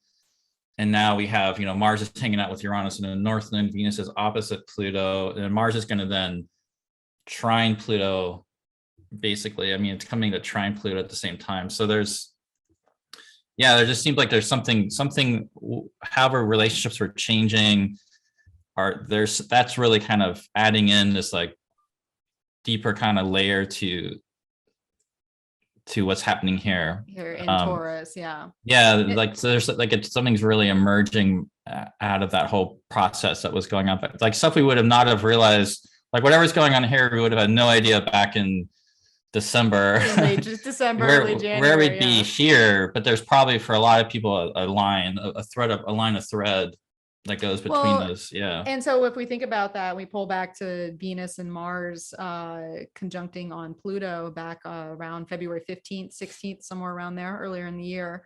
And I remember talking to Gary Caton about, the Venus Mars cycle and this kind of like 5-part journey that they do with their conjunctions. And he likened that particular conjunction with the start of the next cycle. So that particular one that was on Pluto. So there is something to be said, especially since we've been, illuminating this Venus-Mars relationship from Cancer to Taurus, obviously the Taurus-Venus component. And so, I think, if you pull back to mid-February, maybe with the things that were happening there within relationships or, or within the way your value structure might be changing and shifting and morphing in some way, or just sense of completeness or, within yourself, or even some aesthetic that you've been working with, because Venus deals with aesthetic and design and looks and such, and that creativity and art component. There's going to be a very dynamic turning point that happens around this time too, that you maybe even could look to the Cancer full moon that happens before then, that can light up, because a lot of times these planets carry themes where we keep repeating that point of the zodiac. So this is August 8th, and so once again we are really crunching in this like July 19th through mid-August period. So do you want to do the full moon real quick? I mean, just mentioning the full moon, it's just a continuation of the same theme. There's not really anything different than what we've been talking about. It just, this full moon just on Saturn. I don't know what the right analogy is, but I don't know exactly an exclamation point, but this whole dynamic we've been talking about, this just is another, it completely sets it off. Because that's that's my midheaven and I see. I'm like, so that'll be some. Put that on my calendar. Might be you're moving somewhere, whether it's moving physically or moving. I'm trying to move. Career direction. So that's a good example. So long extended process of moving. I mean, maybe you'd think something like this would dislodge stuff, right? Although I do have this sneaking suspicion that something's going to happen with the place that I do live at, and my intuition was telling me in August or September. Okay. And I just had this like a week ago, and I just felt it. And so now seeing this, I'm like, oh shit. So it's a full moon with Saturn. That's also squaring Uranus and squaring Mars. So this is also makes me think of just the recent eclipses we had. This is like the full moon that comes in between the eclipse season. Yeah, it's just I mean, this could be, if it's a difficult, if there's difficult things going on, this could be kind of like a sobering type of full moon that just makes you kind of realize, okay, this is what I really have to do now. And in some cases you might just not not give up hope, just making a reappraisal of something, because Saturn just might, the action with Saturn could reveal something like that. But it can also really make things real. A lot of it, we just know this is definitely going to signal change again. The same kind of dynamic we've been talking about this whole time. Yeah. Yeah, and some sort of very fixed change. Mhm. And in relation to just thinking the sun in its domicile in Leo, and Saturn in its domicile in Aquarius there. So we have these very strong planets that are in this tug of war position with each other to some extent, with the the moon on Saturn side, obviously. And the full moon's also announcing the entrance of Venus into Leo. So now we're going to have Venus getting out of this, sign where maybe she's a little bit more comfortable because it's a very watery, emotional, receptive sign. But yeah, Venus in Leo can be a real powerhouse. And I really like Venus in fire signs. There's going to be a lot of more kind of radiance and that Venetian quality.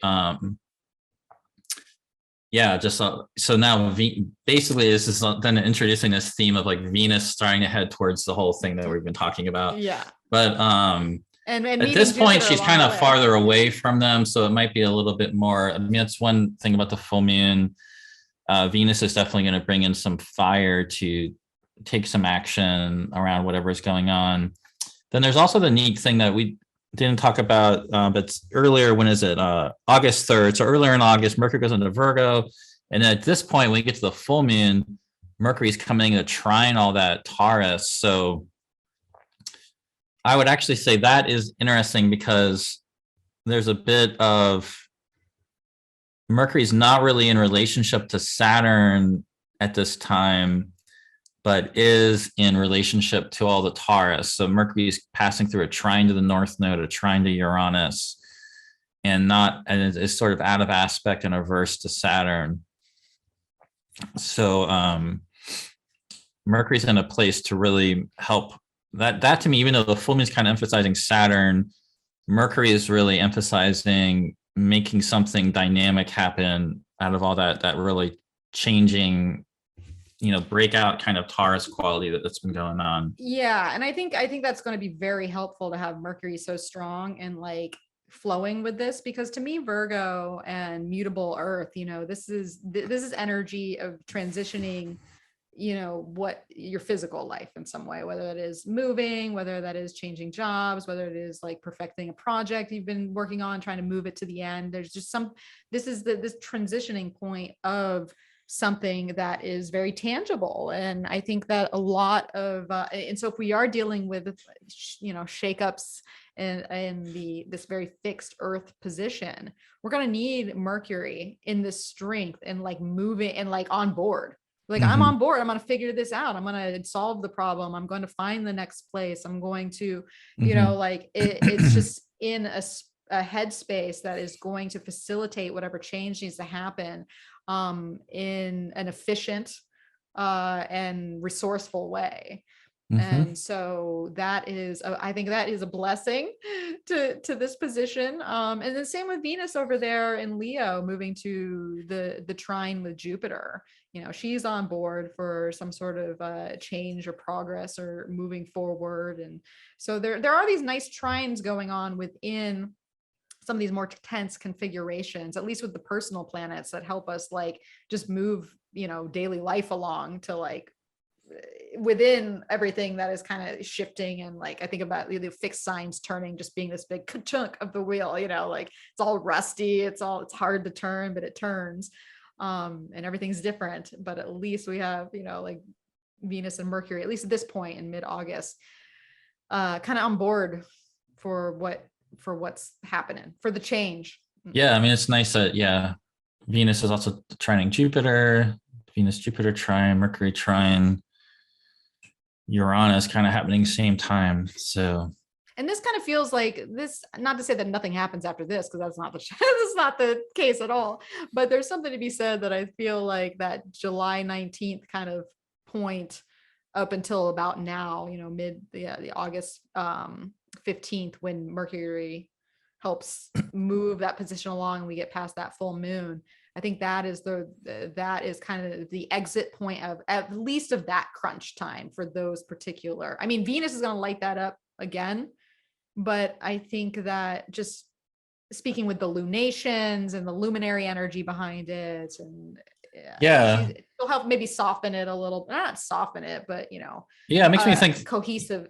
Yeah, like if something, so basically at that full moon, you can really bring things to a head. And if that full moon on Saturn is like, whoa, this, weren't paying attention to this or this, it's kind of nice that following that, we get Venus trining Jupiter and Mercury trining all the Taurus stuff. So I feel like it could help like recover from, or adjust, or So, now, okay, so kind of what's happening, that's like the next big thing in my mind is obviously Mars moving on. Yeah, we should go into that. Yeah. Mars moving on to Gemini on August 20th. And so get situated. It's going to be there a long time till March 2023. Yeah, I think I wrote down March 25th. That might be Pacific. Yeah, for most of March. So so the rest of August, the rest of the year, and the first 3 months of the next year. March 25th. We have, oh, good Lord. And I'm someone with Mars and Gemini, and I'm like, oh, come on. But we're gonna get excited about it. No position's that bad, right? So the reason this is the case is because we're eventually going to get this whole Mars retrograde that comes in. But I guess, I don't know if we could, I guess we can talk about that a little bit later. I mean, the one that's interesting, before we get to that Mars retrograde, we are going to go through a Mercury retrograde. And what's kind of interesting is this is the place where Mercury, right when Mars goes into Gemini, which is a Mercury sign, Mercury is still in Virgo and is like, coming into opposed Neptune. And this is the place basically where Mercury is going to eventually come back to station direct, because we're going to basically go through a Mercury retrograde that Mercury go into Libra, oppose Jupiter, interestingly station retrograde, and come back and station direct opposite Neptune. So we'll actually sort of weave together the Jupiter Neptune thing, and that will happen as Mars is in Gemini, Mercury's sign, and it will be before we get to the Mars retrograde. But it's kind of interesting foreshadowing. I don't know. There's something interesting about that we go through this whole Mercury retrograde. Mars is in the sign of Mercury, moving along, but then Mercury, it's already on some level going through this liminal process before it even gets to its own retrograde, because its ruler is going through a retrograde. I guess is what I was thinking with that. Yeah. So as soon as that's happening, we're getting a lot of, that's a big change. And then basically the sun goes into Virgo, Uranus stations, which again, when Uranus stations, I have it as August 24th. That tends to be a big wake up in some area. Often there is something a little bit unexpected coming through. This would you really think so with it stationing right with the North Node. And I think it's about a day after that, around August 25th, that Mercury goes into Libra. So there's a lot of change happening here at the end of August. I mean, what's kind of nice is that Mercury goes into Libra, so it's trining Mars in Gemini, but then, like I said, it's going to eventually go retrograde. So there's going to be some sort of liminal passage here related to Mercury. Yeah. So we have the Mercury component, we have the Mars component. So basically Mercury and Mars are forming this team of sorts. Mhm. And we see, I like that you brought the Uranus station up, because I think it's important in relation to all the Uranian energy we just went through with the, the weeks preceding, and obviously the eclipse energy, and then Venus and right smack dab in the middle of Leo, Yeah. coming into square Uranus right as it Activating it right stations. there. Yeah. And so basically August 24th through August 28th, when she opposes Saturn, once again, we have the Saturn Venus story coming to its next, critical placement. But she interacts with that Uranus component right as it's fully strengthened in the stationary aspect. So I think Great time for a astrology conference for those like me that are going to ESAR. I hope it's a good time for an astrology conference. So Sure. probably be dynamic. Yeah. It'll be dynamic. Absolutely. Yeah. Absolutely. So yeah, that is, so just for a lot of things that we were talking about with, the women's rights movements, and, making just things being activated there, and just social, social uproar. There could definitely be some activism around, activism, women's movement, any kind of, it could be stuff around the gun violence, gun initiatives, racism, any social justice stuff. Yeah, that could all get really activated here. Yeah, so just the end of August, when the heat is high, just in general, and we'll just have come off a new moon in Virgo. A new moon in Virgo basically seeds with that energy in it, with Venus opposite Saturn there. And what's interesting about the Mars. What's interesting, but that's what I was going to say. Yeah, it's a new moon in Virgo that's basically squaring Mars. So there's definitely some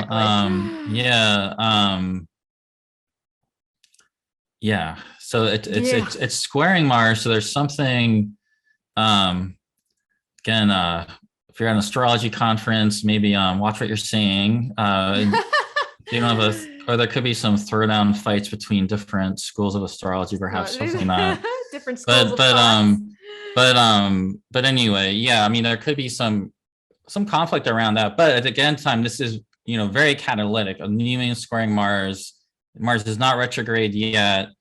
Mercury is ruling Mars, is trining Mars. But it's interestingly right at this time when that new moon is when Mercury is basically hitting its maximum elongation as an evening star, which is so we're getting a really interesting thing where this is again before the Mercury retrograde, but that means Mercury has gone up as high as it's getting as an evening star. That means it's going to start to slow down here. So this is usually a good time to like when you mentioned talking to Gary Kane, he's somebody that writes about this, this being an important kind of phasal shift with Mercury. We're now in the passage where it's going to start slowing down and preparing to like go down to the underworld when it stations retrograde. That won't happen until when does that happen? The retrograde? September 9th. So, we're still, over not quite 2 weeks, but over a week away from it actually stationing retrograde. But we're kind of shifting into it. So it's an interesting, this Virgo new moon cycle that comes in is not an aspect to Jupiter. It's very tightly squaring Mars, and it's sort of announcing in a way like the impending Mercury retrograde, just with Mercury being up there at max elongation. This would be a good time to start. What I like doing heading into a Mercury retrograde, which I don't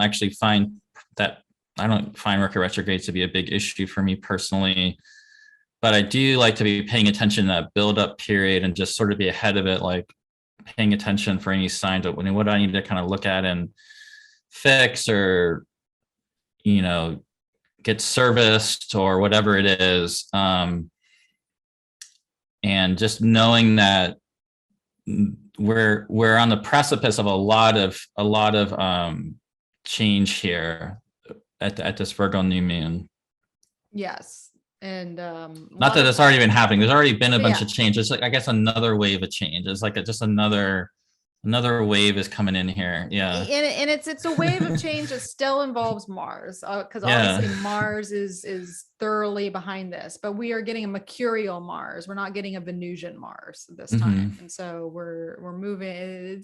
That's where we get kind of that different component, and we get a faster one, right? I mean, Mars and Venus and, you know, Taurus, like this is a slower moving type of thing. But when you get, you know, you get Mercury involved and Mars and Gemini, like this is just faster paced action and mutable transitionary action. It's not transitionary. It's a different feel.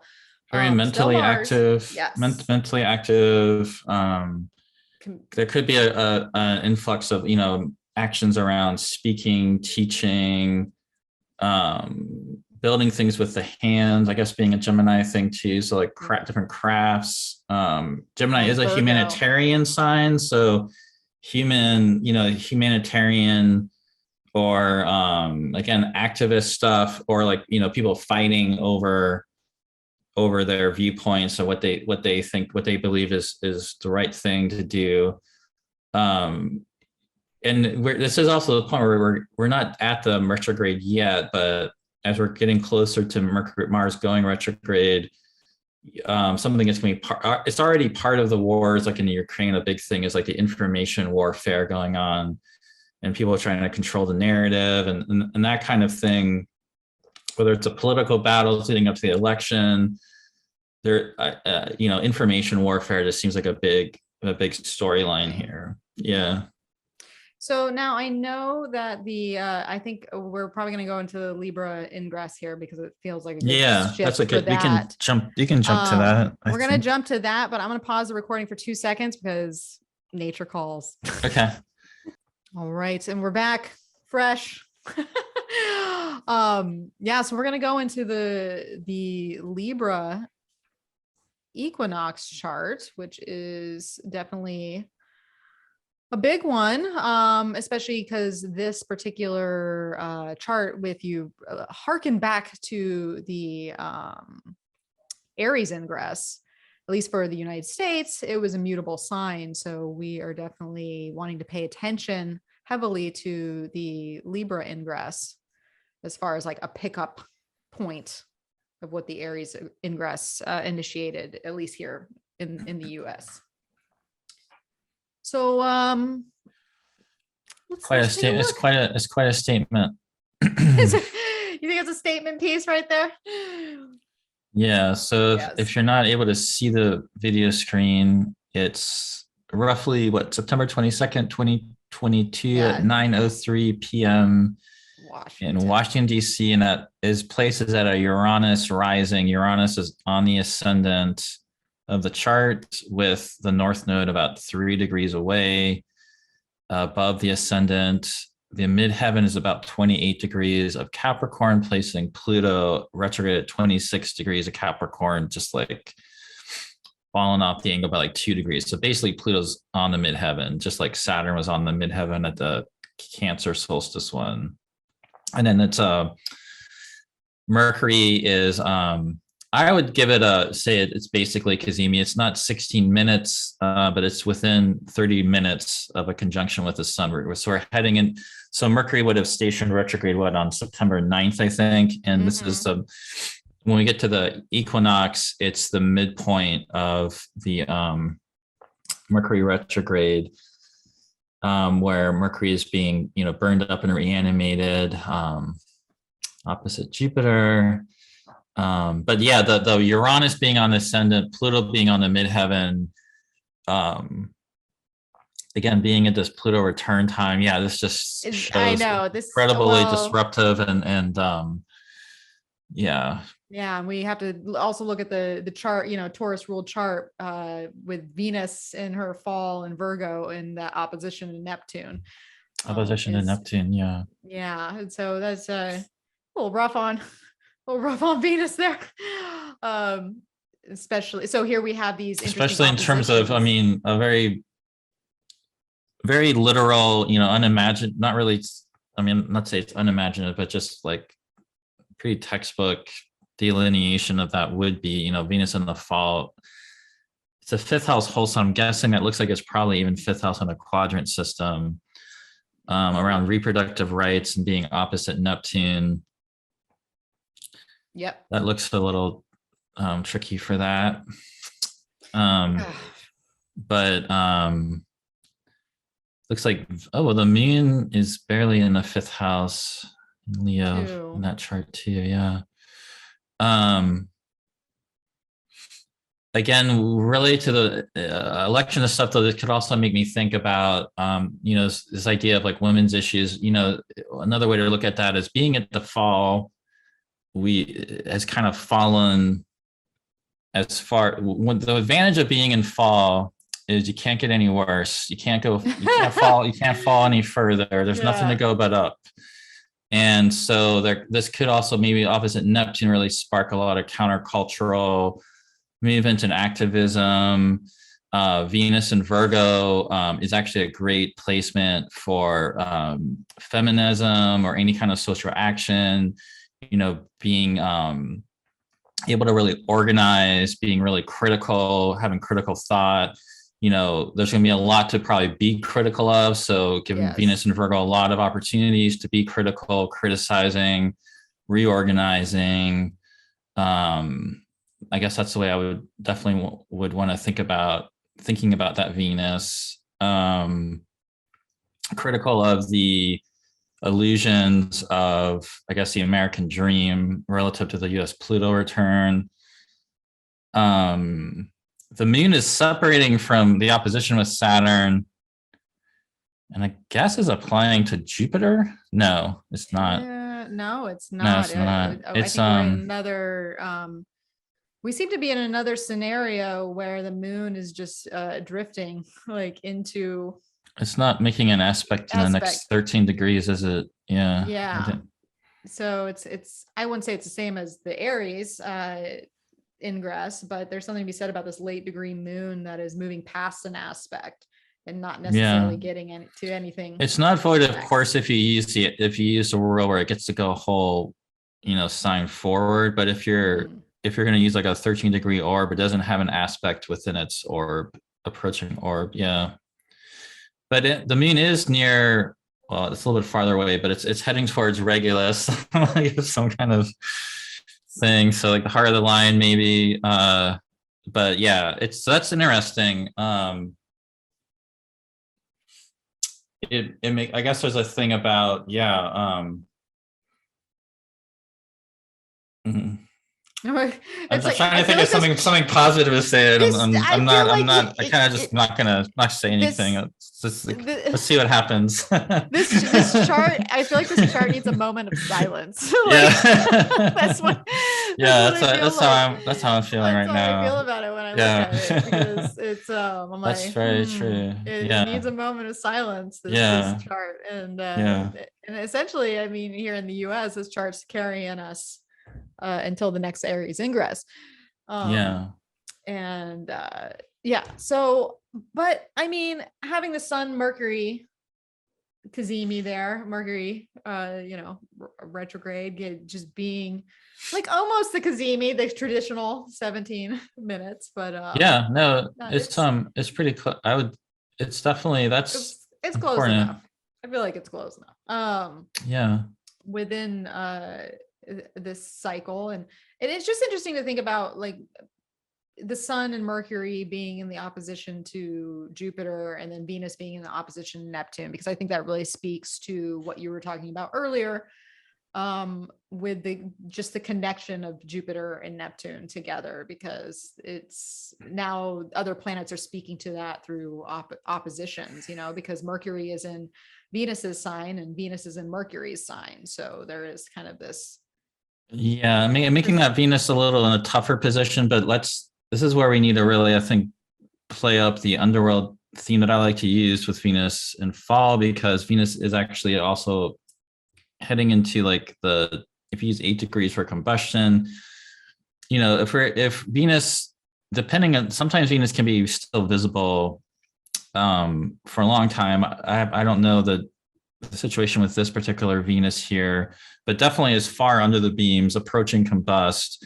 So we are in, Venus is in an underworld journey right here, as we come into this equinox, and she's in a particularly somewhat difficult. I mean, there's something going on with that Neptune. She's facing some sort of, you want to call it a typhonic sea monster or illusion, or like illusions. But there's also maybe a sense of how can the idealism that you have and the way you'd like the world to be, the way you can. I do think of Venus and Virgo too, being really adept at going through the underworld. I've given a talk before talking about her in relation to the Psyche and Eros myth, the trials that Psyche has to go through in the story of Psyche and Eros. Mm-hmm. She's definitely dealing with a lot of overwhelm and is actually, somewhat suicidal during the story and kind of throwing herself off of things, but actually is also there's also a real sort of like animistic aspect of the story of her just being in communication with other beings, other life forms. And so Venus being opposite Neptune almost makes me think in almost like an animistic way of just, she's in the underworld, she's in the dark, but, in that darkness and that depth, what are you able to contact? How your relationship with spirits, with land, with ancestors, really drawing on those things. I don't know if that makes sense or not, but she's really in this she's really in this depth of this underworld process here as we're going into the fall. Well, because it makes me think of I started listening to the audiobook recently of the trauma in the soul. I think I'm saying that right. Okay. And they're talking about dealing with trauma. And when you have those dark nights of the soul, how the only place, when the world is turned against you in a sense, or it's hard to deal with the outside of, reality, because it could be harsher or more difficult or traumatic in some sense. There is that split off, I think about mutable signs here, and that split off of the personality that keeps its soulful aspect, because it is communing, like you said, in the underworld space with the spirit and the soul, and in this, more, because here I feel like we have the mundane Virgo, and we have, kind of the more spiritual soul aspect of Pisces, and maybe Venus is going through this fall moment, and the outside world is not the ideal or difficult to handle, or there's transitions happening that are just it can really get the spirit and the feminine down, but there's still this place of the soul and the spiritual journey, and this more ethereal place to latch onto that helps get through the more difficult aspects of whatever she's going through in the mundane world, if that makes sense. Yeah, I feel like that piggybacked on kind of what you're saying. And she's recently into the first quarter square phase with Mars. So there's been a shift in the Venus Mars relationship as we come in here, which is a, I think there's something about that's interesting in terms of this being this Venus, that she needs to go down into this underworld journey here.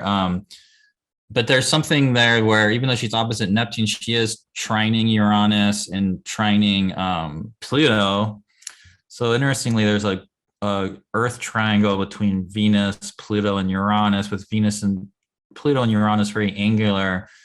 So it does make me think about gathering with people and who are aligned with what you want to create, and there could be some hopefully effective activism and things going on here. I mean, this is going to be all part of this build up to this election that we're in relative to the United States. Yeah, and we're going to get to the point where Venus is very very much aligned with the solar eclipse that's coming.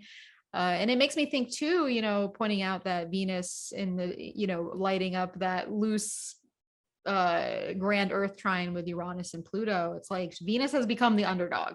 She is deeply an underdog right now. But I think that that's when we talk about, you know, debilitated placements and planets, it's like that's when they get their superpower, because you can't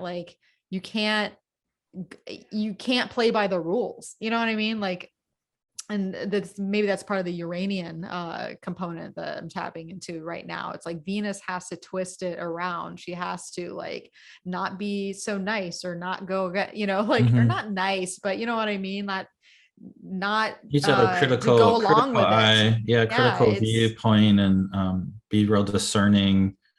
I mean, we necessarily be judgmental as far as making choices, and yeah.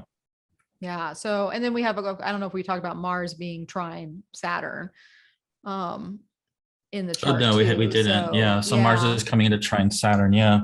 So there's that component too. And obviously Mars is going to make that placement 3 times Mm-hmm. with its retrograde. So, and that's the very interesting thing about all these planets that are moving through Taurus and Gemini, is that especially right now in this particular point in time that Gray and I are talking, Saturn and Neptune are like at the same degree, even by like the minute. It's like really close. And so there's this interaction with both Neptune and Saturn at the same time, depending on what sign you're in. You know, obviously you get a square to Saturn and a sextile to Neptune when you're in Taurus, and you get a trine to Saturn and a square to Neptune when you're in Gemini. But there is Mm-hmm. this influence that's going on with these two seemingly different, you know, one is structure, one is form, one is just dissolving and elusive. So And with a angular Uranus, Pluto, and then one thing we haven't talked about yet with Mars and Gemini is a risk of like mental anxiety and mental yes. overwhelm with Mars in an air sign. And then Venus and Virgo has the same, you know, being in a Mercury sign, and then also the fall of Venus also can create mental anxieties. And so that would be something else, I think. Whatever's going on, you know, just knowing that this is coming in this period, and there'll be the need for caretaking, caregiving of others, and also of yourself, and figuring out how to create practices, probably daily practices, and reaching out to others when needed, either it's for your own support or supporting them. Just, you know, there could be some definitely propensity for mental overwhelm and anxieties with, as we can imagine, like, you know, this is we keep talking about everything is going to change and change and change and change in the period leading up to this. So yeah, that would be part of this too. yeah, I like that angle, because you know, we can't control life. We can't, you know, we can to some extent, but many of the things that are around us in these bigger world dynamics, there's a lot of things that are out of our control, which can be difficult for Earth positions. But you know, I think of Virgo in general being very health related, very, you know, it's a purifying sign. Neptune asks us to let go and release things. And a lot of times we have to do that in order to move through anxieties and things that we churn up in our head and get, you know, having Mars and Gemini natally, like, and any Mars and air sign, you have Mars and air sign too, right? I have Mars in Aquarius. Yeah. Yeah, there's you know, add that martial just stirring the pot to the intellect and in the mental zone, and especially in Gemini, it's like it can become a bit much. And so we need to have sometimes you need to let go. You know, you have to let go. You have to just be with what is. You may have to remove yourself from it to come to a greater sense of wholeness or balance, and know that those situations change. You might not be able to upkeep that, you know, homeostasis within yourself, but you have to keep coming at it, and coming at it might be by either removing yourself from the stimulus of what it is, or like just, or going through that meditation process where you just have to kind of like let go in the mind and release it. Take some baths, take some nice long baths with that the Neptune energy. But I think you're absolutely right with there just being a lot of mental tension and overwhelm and just anxiety. Yeah, just a final thing, kind of going what you were just saying, mythically, and also speaking to the thing I brought up with like Psyche and like an underworld journey for Venus, is that I just glanced at the chart that I had printed out, and what I actually saw, if we actually put Ceres on this chart, who is a dwarf planet and it's according to astronomy, yeah, Ceres is right actually there with the moon. So it's actually a very close moon Ceres going on here. So the moon is applying to something. It's very closely applying to Ceres and Leo, which part of the Ceres story is, of course, with Demeter and the abduction of Persephone into the underworld and her whole journey of grief, which has this whole letting go aspect that you were just speaking to. And she eventually, does return to being productive again. But and this would also, I think, speak to the concern about supply chain issues, whether that's from the wheat in Ukraine and whatever happening with that, and the to a bunch of other things, so just with like food or food shortages, or concern about survival and all that kind of thing, as well as I think Ceres can be just how she kind of is like, I'm not going to produce. That can also get, I think, Ceres. Demetra George does in fact mention Ceres in Asteroid Goddesses with labor movements, labor strikes, so labor issues, children issues, all those kind of, it's fifth house. So yeah, just wanted to bring that in, that's actually, that Ceres is actually there. And then interesting, it's a dark moon. So right after this, we get a new moon in Libra. Like, so we kind of come into the last quarter of the year, and there's a new moon almost immediately on around September 25th at the beginning of Libra, and it's opposite Jupiter. Yeah, and that, I feel like that's, I mean, we saw the Jupiter component obviously in the square with the Cancer new moon, and then we saw the trine with the Leo, but the Cancer and the Libra both are definitely Jupiter activations. And so this seems to be the second round of like intensifying, that kind of wheel of fortune, what's changing, what's shifting, the progress being mentioned. Jupiter obviously on its way to hit the 0 degree Aries point again, not immediately after this, but it's on its way. It headed back into Pisces. So it's kind of like the last like very significant activation, I think, before it moves back into Pisces. Yeah, and then also speaking of the Mercury retrograde, so Mercury, has already gone through the reanimation. Mercury is still the retrograde, so we can still invisible, still kind of in a psychopomp underworld role. So now though, back in the exaltation and the home of Mercury in Virgo. So Mercury, even though retrograde and not visible, is exalted in its own sign. And at this new moon is very closely applying to Venus rules the new moon. She's in the fall, but she's applying to an exalted Mercury retrograde, which it just seems that this is making me think about, again, in that story of Demeter, in one of the versions, Hermes or Mercury is sent down to the underworld to basically negotiate Persephone being released back to the surface and being able to then shift into this role where she's, above Earth in the upper world. And then she descends for part of the year to rule as queen of the underworld. So there seems something interesting here about that, just themes about that. And that retrograde Mercury and Venus contact here is just interesting. It with Venus ruling this new moon and her being in this underworld journey, it's just interesting. She's like interacting with this like underworld Mercury that's been going through this retrograde process, and they're opposite Neptune.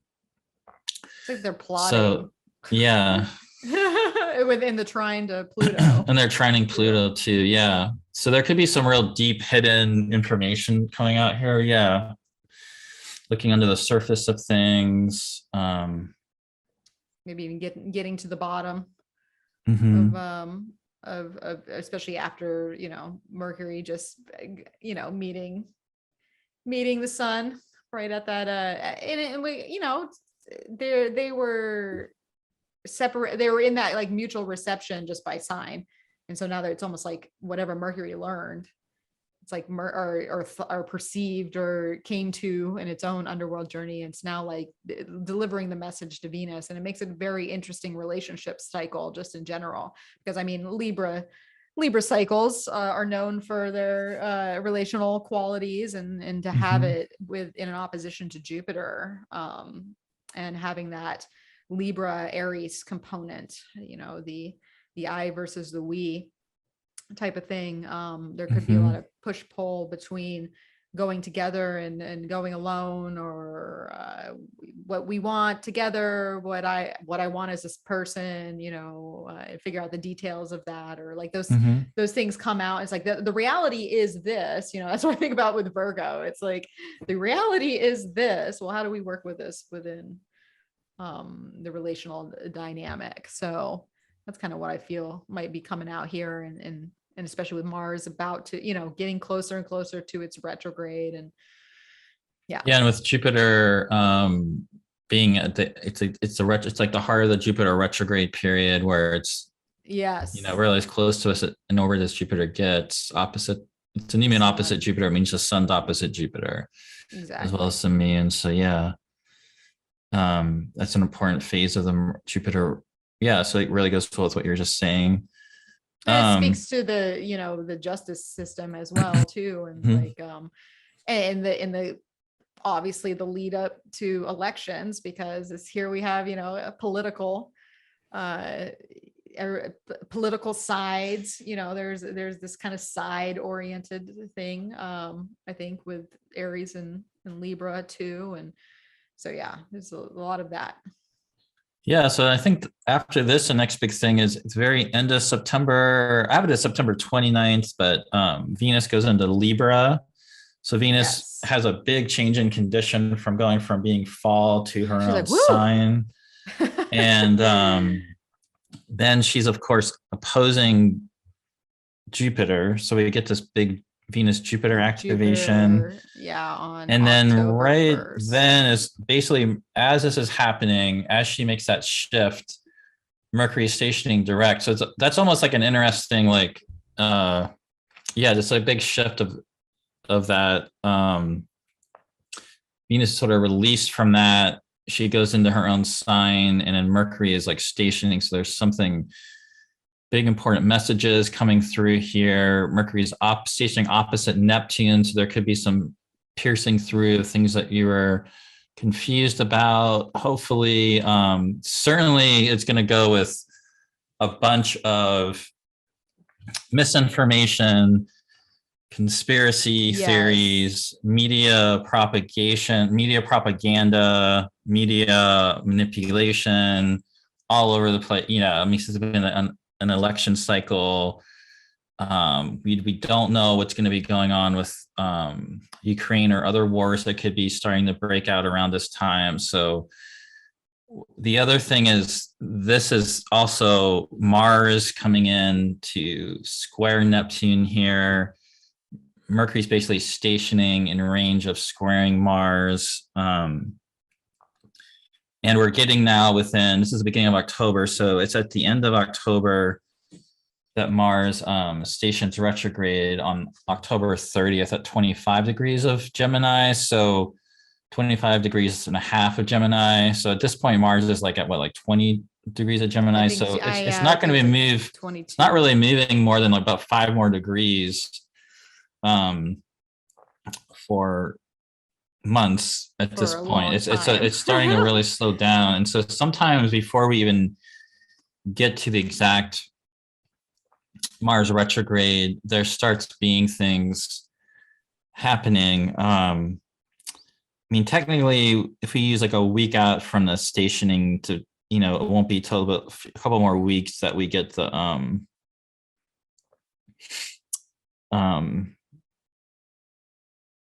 more full-on stationing effect of Mars. But already as we're getting to this point, and then there's that full moon in Aries, like October 9th, that and that's ruled by interesting. that Mars. So that's going to probably be a bigger activation of what I'm just talking about. Yeah, because here's what it seems to be happening here with kind of this ramp up of this Mars story, but also the Neptune and also Mercury too, is because I mean, obviously we know a full moon in Aries is going to be lit to some extent. I mean, that's just the nature of Aries there, which is October 9th, I believe that happens. And it seems to be this so basically Mars, who is just inching ever closer to Neptune, right? Because I mean, here, like essentially we have Mars bookending with its station on the 30th with a square to Neptune. So it's just Mars, Neptune, essentially, which is just it's fascinating to me because this is going to be our third year in a row of a very prominent retrograde that is creating this Gemini, Pisces, Neptune effect.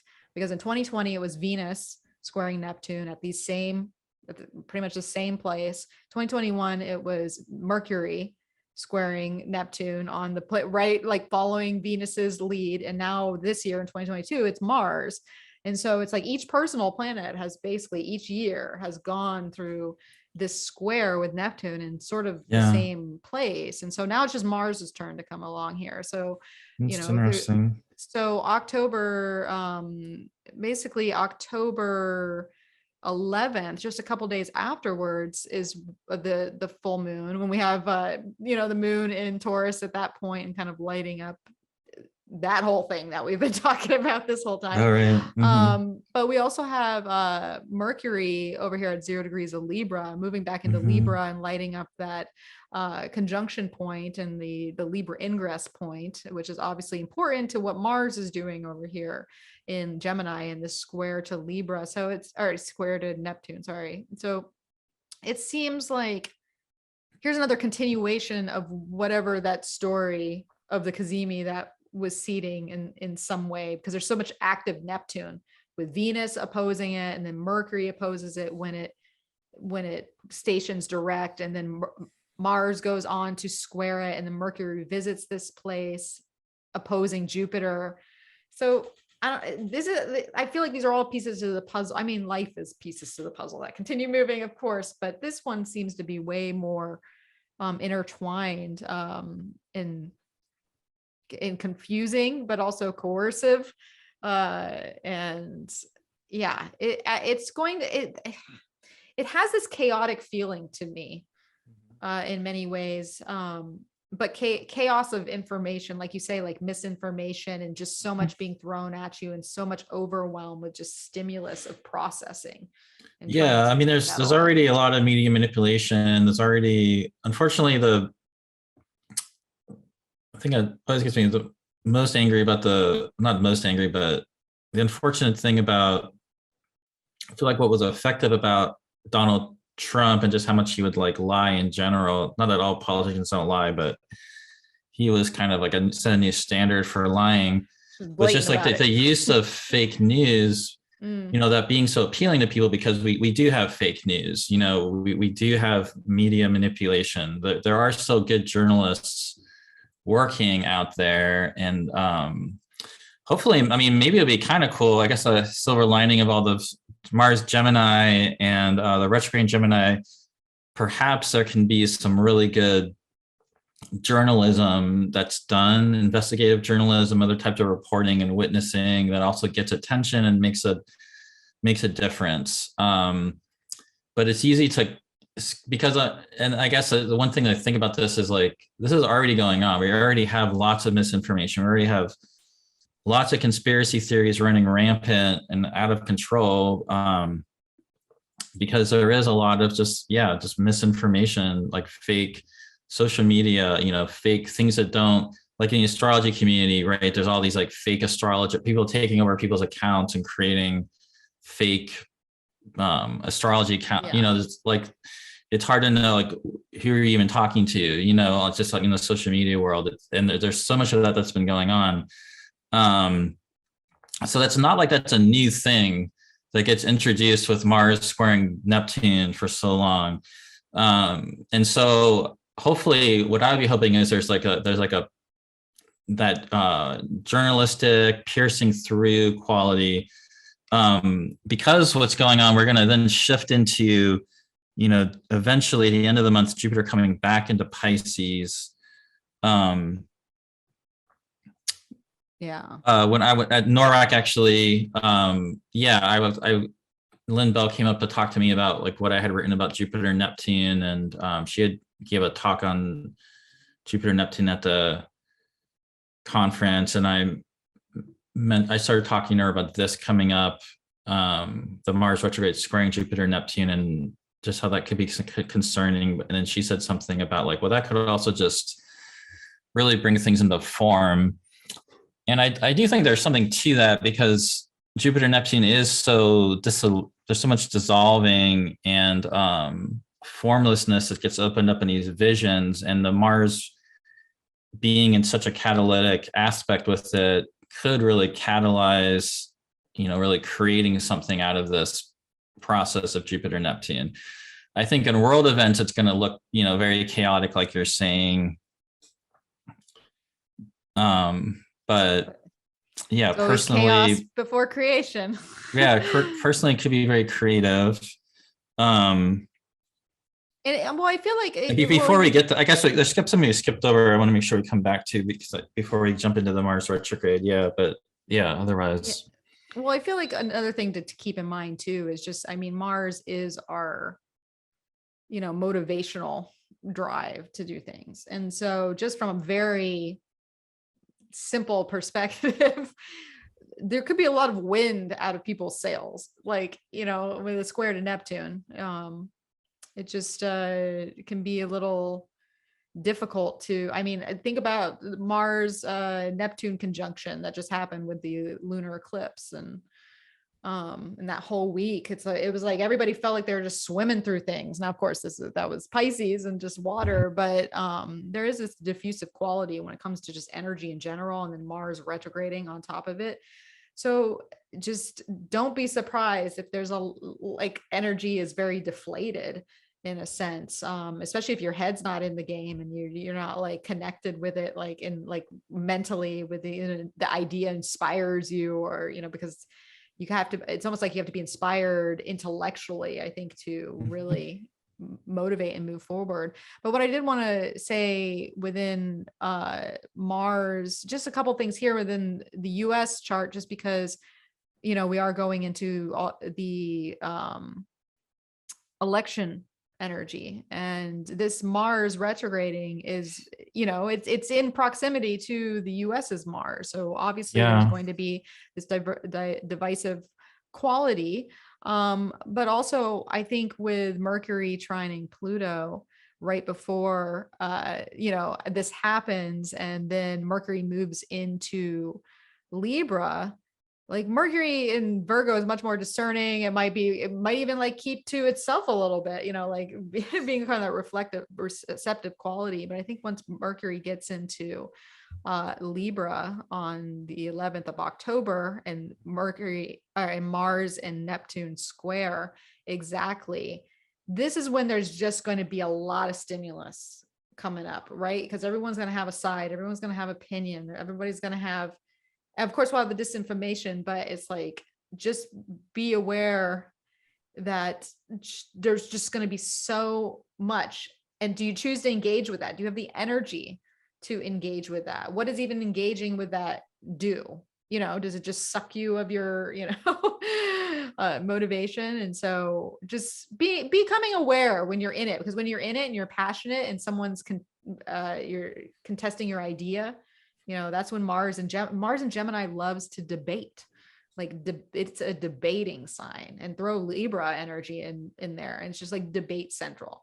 So I guess all I'm saying is like, maybe don't waste your breath. Like if it doesn't, because I feel like we can just be going around in circles trying to convince people of opinions and positions when Yeah, definitely. And then I guess if you want to go like a week forward or so, like from October 18th to October 22nd, I guess would be the one other little thing to comment on before we get into the retrograde and try to which is just that, Venus in Libra goes to the trine with Mars, a first quarter trine, and then into the heart of the sun on October 22nd. And that one on October 22nd at 29 Libra is significant because it's marking a shift of the Venus star points shifting into Libra from Scorpio. And so, yeah, it's just kind of a big deal that the superior conjunction is actually going to be in Libra instead of being at the end of Scorpio like it has been in past years. That's a big shift. It takes a while for Venus it'll be at one sign usually on its star point, and then that slowly shifts. So we're at this period now where we're going from it being in Scorpio back into Libra, her own sign. And that's happening at the same time Saturn is stationing direct. And so there's this odd grand air triangle between Saturn stationing. I mean, it's very widely trined to Venus. Very wide, but it's there. But Mercury is trining it. Yeah, Mercury is trining it. Yeah. And then Mars is trining it in Gemini. So this is like now when this happens, we're getting this reanimation rebirth of Venus right before Mars is going retrograde. A week later, basically, or so, about a week later, Mars goes retrograde and Jupiter goes back into Pisces. So right after this, there's a big change. Whole period, like this is kind of the start of like a big period. Coincidentally, I'm going to a wedding on this day. Wow. Which I thought was interesting. I'm like, this is and they just pick a date out of the air. Yeah. And I'm like, oh, look at that. That's cool. Well, I would say with Saturn stationing and that reanimation of Venus, this is just a good time to try to get some clarity, gaining clarity, just concerning your relations and what's going on with your life, because we're right before all this stuff happens where it's basically this combination of like eclipses coming through, really intense eclipses coming through, combined with Mars going retrograde, squaring Jupiter, Neptune. So like, this is like right before all this stuff starts happening. Yeah. And really Venus is going through her own thing, like right before to lead up to the reanimation, because she's going to trine Mars in her position there, and she's going to square Pluto. Yeah. And the sun's also squaring Pluto. Yeah. Venus is going to square Pluto. So talk about going into the, getting there's some really potent energy that leads up to that, especially relationally. So there can be some tension before, but also not even tension. It's almost like there's a togetherness of the, the Venus Mars dynamic. And they're encountering these changes together, because obviously Venus is feeling the tension of Pluto. Mars is getting really still and ready to station and go back over, like what its whole thing is, and in the Neptune quality. So there is this, there's a significant lead up. And like you were saying, this is basically the moment on the 22nd when Venus and the sun meet, that is literally going through this side-by-side motion of the two that is taking us to the solar eclipse on the 25th of October that has the moon, sun, and Venus all conjunct there in Scorpio. Yeah, so we get that solar eclipse. And then it's right. So there's, solar eclipse in Scorpio. I mean, I feel like we can, same stuff we've already been talking about, but it will be, it is notable just to think about in terms of the stuff that happened in the end of April through May. There's another set of eclipses coming in here that could be making some deepening of those changes, or just something about that eclipse story comes back. But then what happens is it's right after this that we get the Jupiter going into Pisces. So Jupiter comes Mercury back.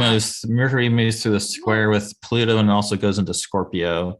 And that's what I find so interesting about these these two eclipse seasons this year, is that Jupiter dances in between signs in both of them. It's like, oh, right in the middle of your solar eclipse to your lunar eclipse, Jupiter's like, I'm moving to another sign. Yeah. And Jupiter moving to another sign. I mean, it's a big deal. It's a big deal. It is a big deal. So it just adds even more to that kind of, that forward progress, that growth story, the world events, cultural tie-ins that are taking place. And this is where I really think that Jupiter moving back into Pisces around October 28th, 27th, 28th, somewhere in there. It has to do with this, to me, this unfinished baggage that needs to be handled. And baggage doesn't have to be a negative thing. It's just there's how about unfinished business that Jupiter has in Pisces before it can really Aries itself out. So, we basically have Jupiter moving in. So we're hot in the middle of eclipse season here. Mars is going to go retrograde on the 30th, October 30th. It'll be a very interesting Halloween, I think, if we're celebrating here. And we're basically moving to that. Yeah. So now we're into the Mars retrograde. So, I mean, this can be, I feel like people have kind of really different experiences. I know some people get really frustrated. They feel like they can't do stuff during Mars retrogrades. I mean, other people, like I myself will often sometimes experience, even though there can be frustrating things, I often find myself like kind of breaking free and maybe doing something different, moving in a new direction. I think it's always a good idea to be curious about what are the new desires coming up and emerging. It's a super intensification of Mars. Looking back at the past times that Mars has been retrograde in Gemini,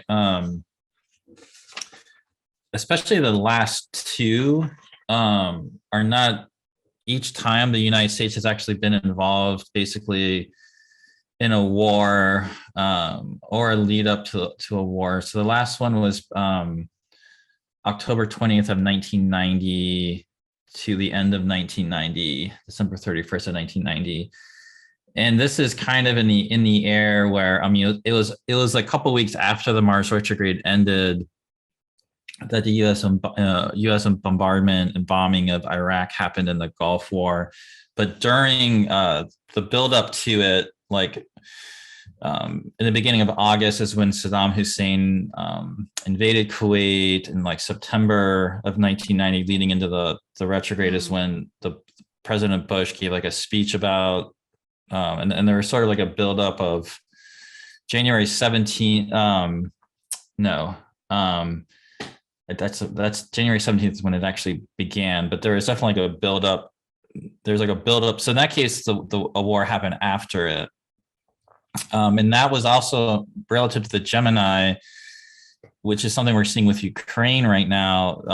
The Gulf War, that was the first one where broadcast media was like, broadcasting from the battles, and that idea of like the media 24-hour news cycle covering wars and stuff. That was a kind of like a new thing for America then.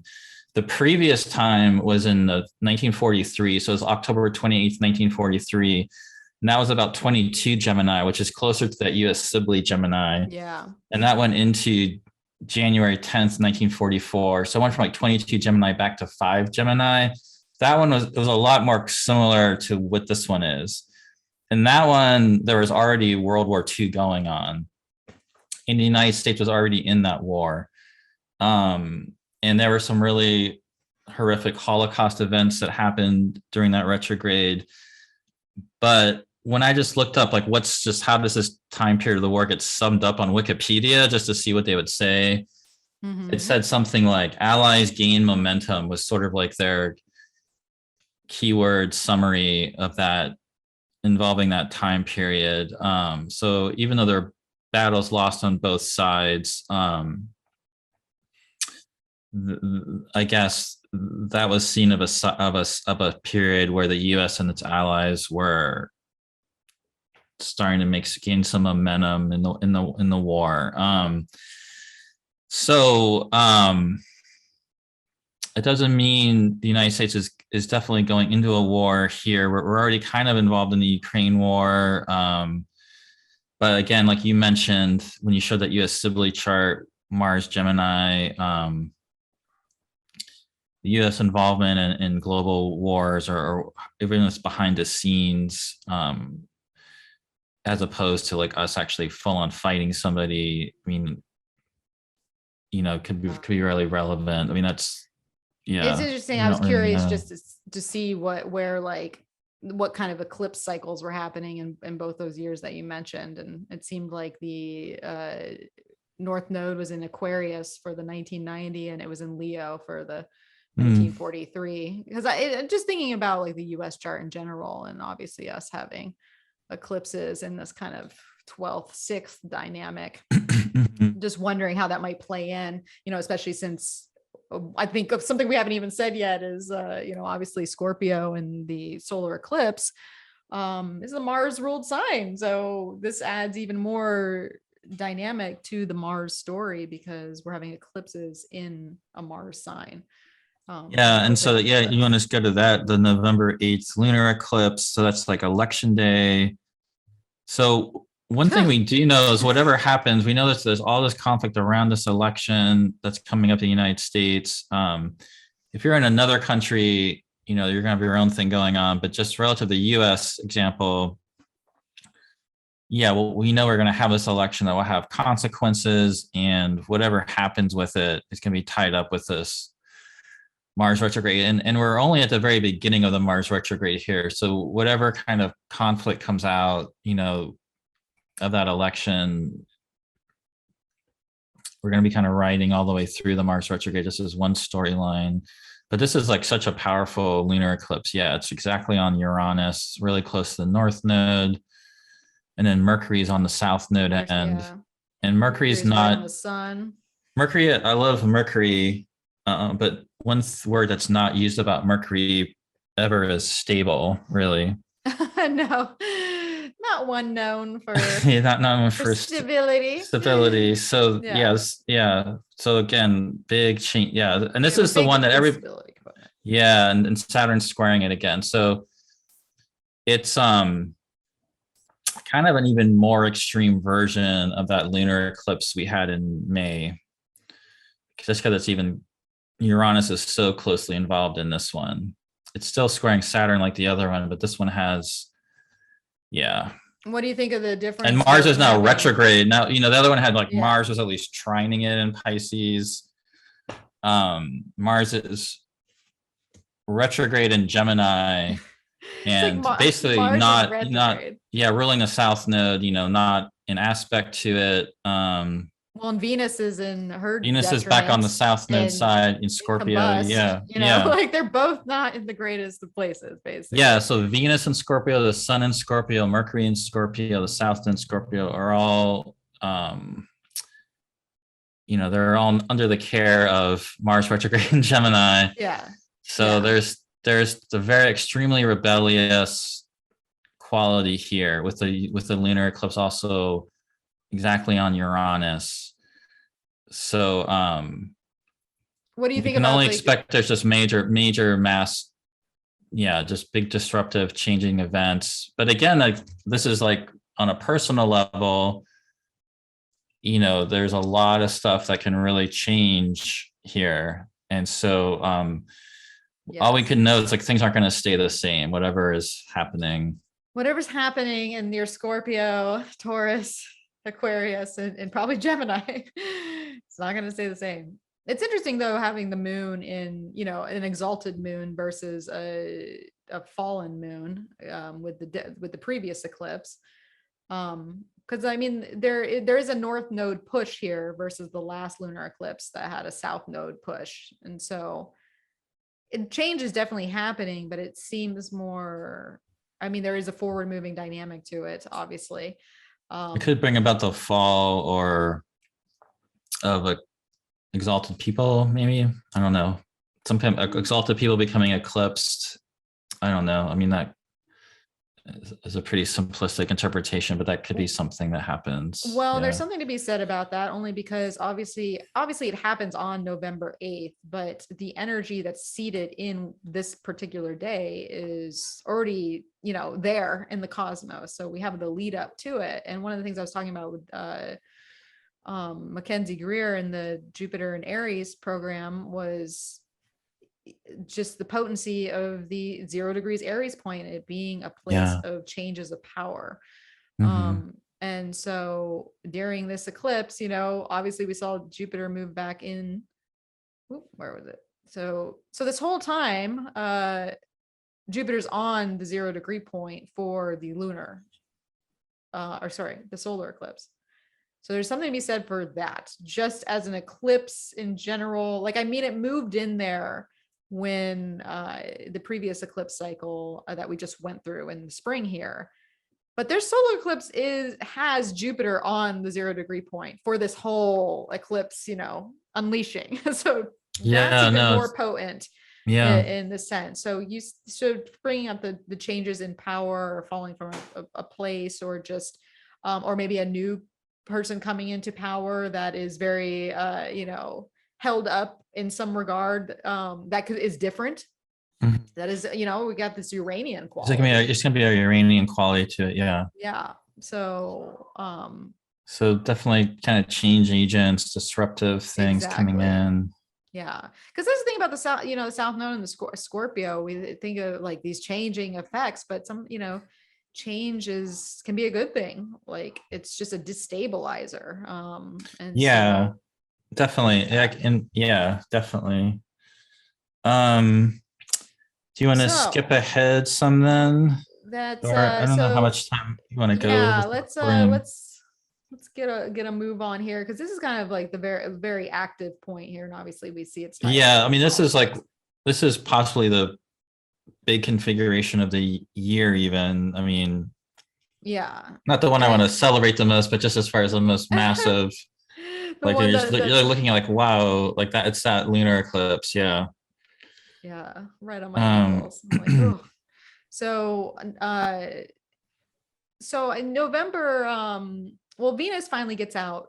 She gets out of Scorpio. She moves into Sagittarius on November 16th, yeah. just before Mars perfects its second square with Neptune on the Yeah. 19th of Mm-hmm. November. It's a big, So yeah. I think that's going to be another turning point to Mm-hmm. this Mars Neptune story. And now we got Mercury and Venus in Sagittarius. So here we got the Jupiter component coming back with Jupiter in Pisces. So when we think about Sagittarius energy, there's always kind of that movement of what is next, what's on the horizon. We got to get that broadened horizon, um, Jupiterian quality, and the sun is not too far behind it.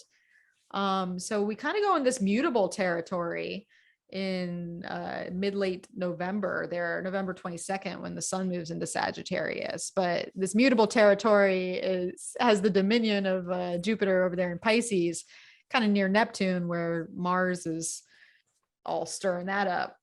And I think just to flash forward real quick, just the next big Mars move, I think, is the full moon on Mm-hmm. December 7th, because the full moon is going to be when we have that Sun Mars opposition with the moon there. So December 7th has some interesting energy to it regarding that cycle.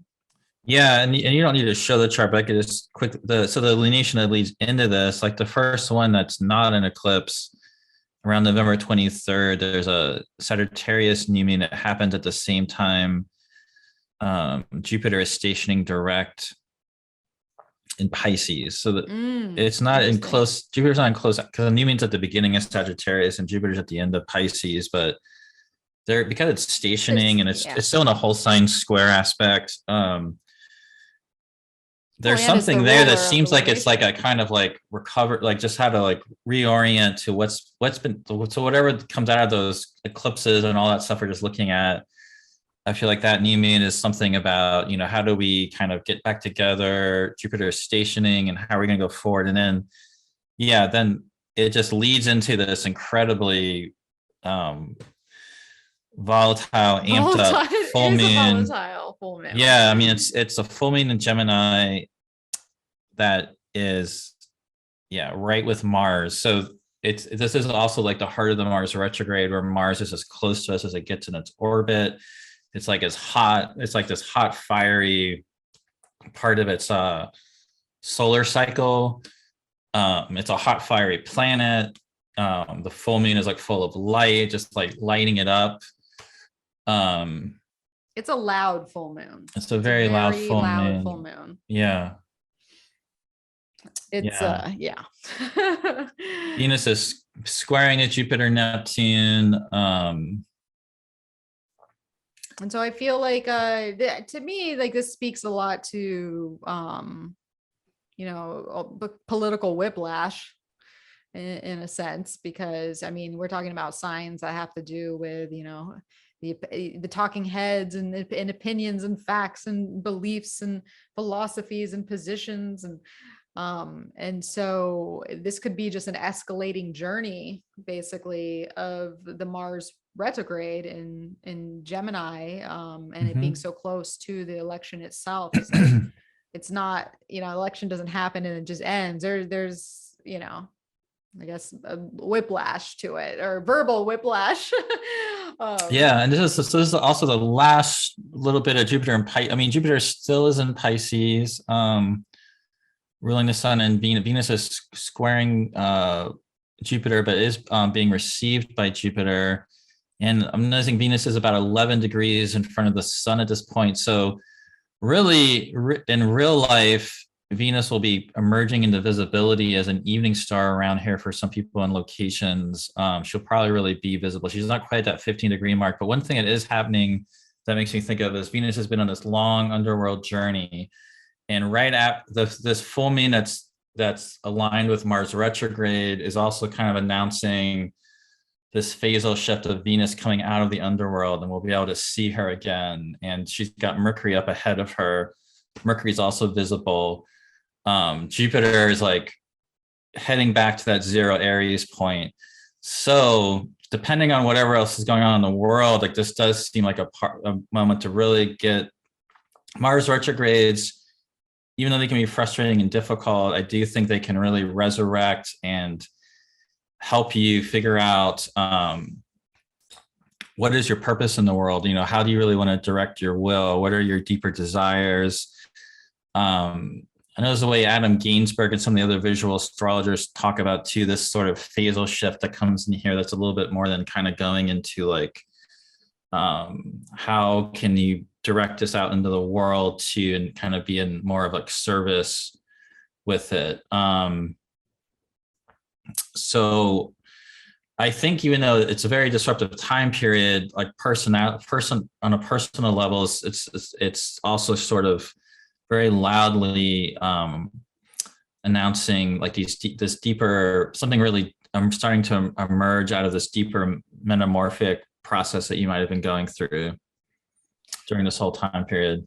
Yeah. And well, I mean, I think about Gemini and Sag both, and it being like this storytelling place. And when we're going back over what we have energy for, what we're passionate about, what our purpose is, it ultimately comes to what is the story we want to tell? What is our story? How do we define that? How do we define ourselves and our movements and what we're passionate about? And so and it could be even like an after effect of all the eclipses that happened in, Gemini and Sagittarius too, which is a longer range story of 2020 and 2021. And obviously we know a lot happened in those years too. So there could be a redefining of like your story, the story you tell yourself, the story that you're writing, beliefs such that you hold that are being examined, or new beliefs that are coming in. And then how do I align my actions and my thoughts and my your word is your deed type of thing with it. And so, and it's mutable energy, right? There's this transitioning phase, and but it's a transition of intellect and potentialities and possibilities and inspirations.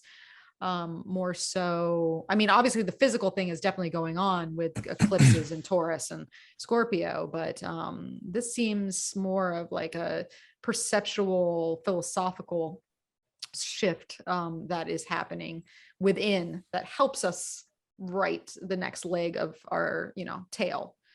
Yeah, After I like everything that. has changed, It's a good, So, good idea.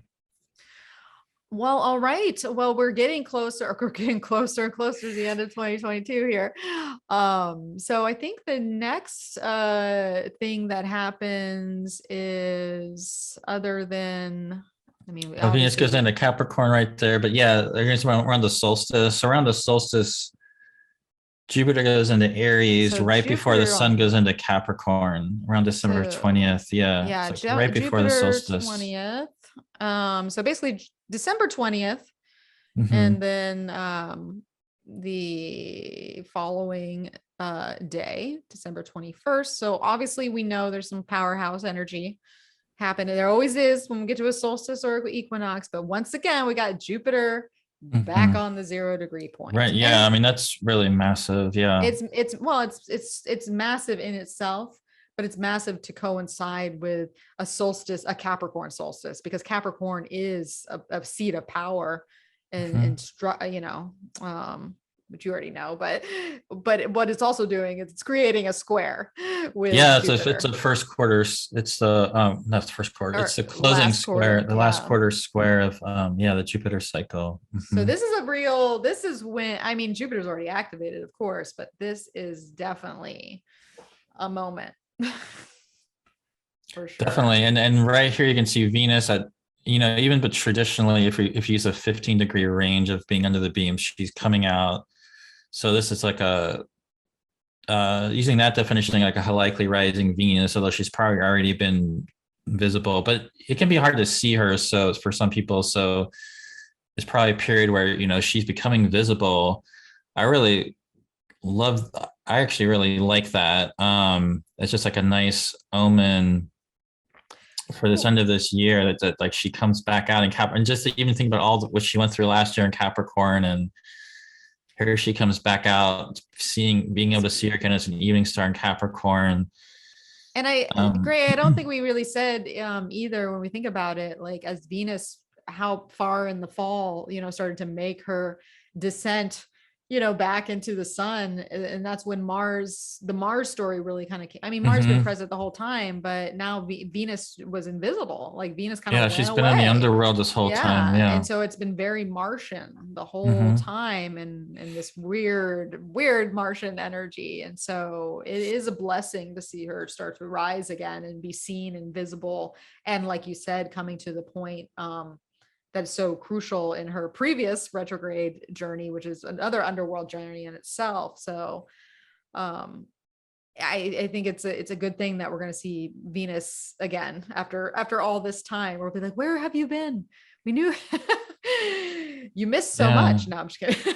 Yeah. And trining Uranus. Yes.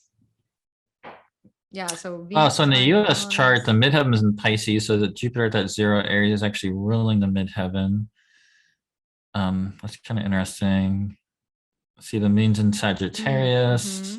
Mm-hmm. Um, Got another no, the dark moon is moon. opposite Mars retrograde in Gemini Oh, yeah, that's in the sixth house. So that's looks a little rough for the American people there we're, on this. So I don't know. Hopefully, well, we're but going I into mean, another Pluto return moment, I believe, in hmm, these last days of on December 28th, the day before, I think, right, the day before Mercury goes retrograde. So the very end of this year, so this is interesting ingress in relation to, a week later, us having a third Pluto pass here in the US and Mercury stationing at the same yeah, time near there. definitely. Yeah, so there's a lot of high energy going on, and I mean, part of it could be the lead in from all the commotion that has been taking place with the that full moon in Sagittarius, and then the Mars dynamic. And obviously we see it lit back up here with the moon. The moon is exactly on the ascendant of the Sibley chart too. So that's lighting that whole thing up. And so once Mars again, retrograde would be on the descendant then. So, I mean, one thing of note is everywhere in the world, basically, we have a moon.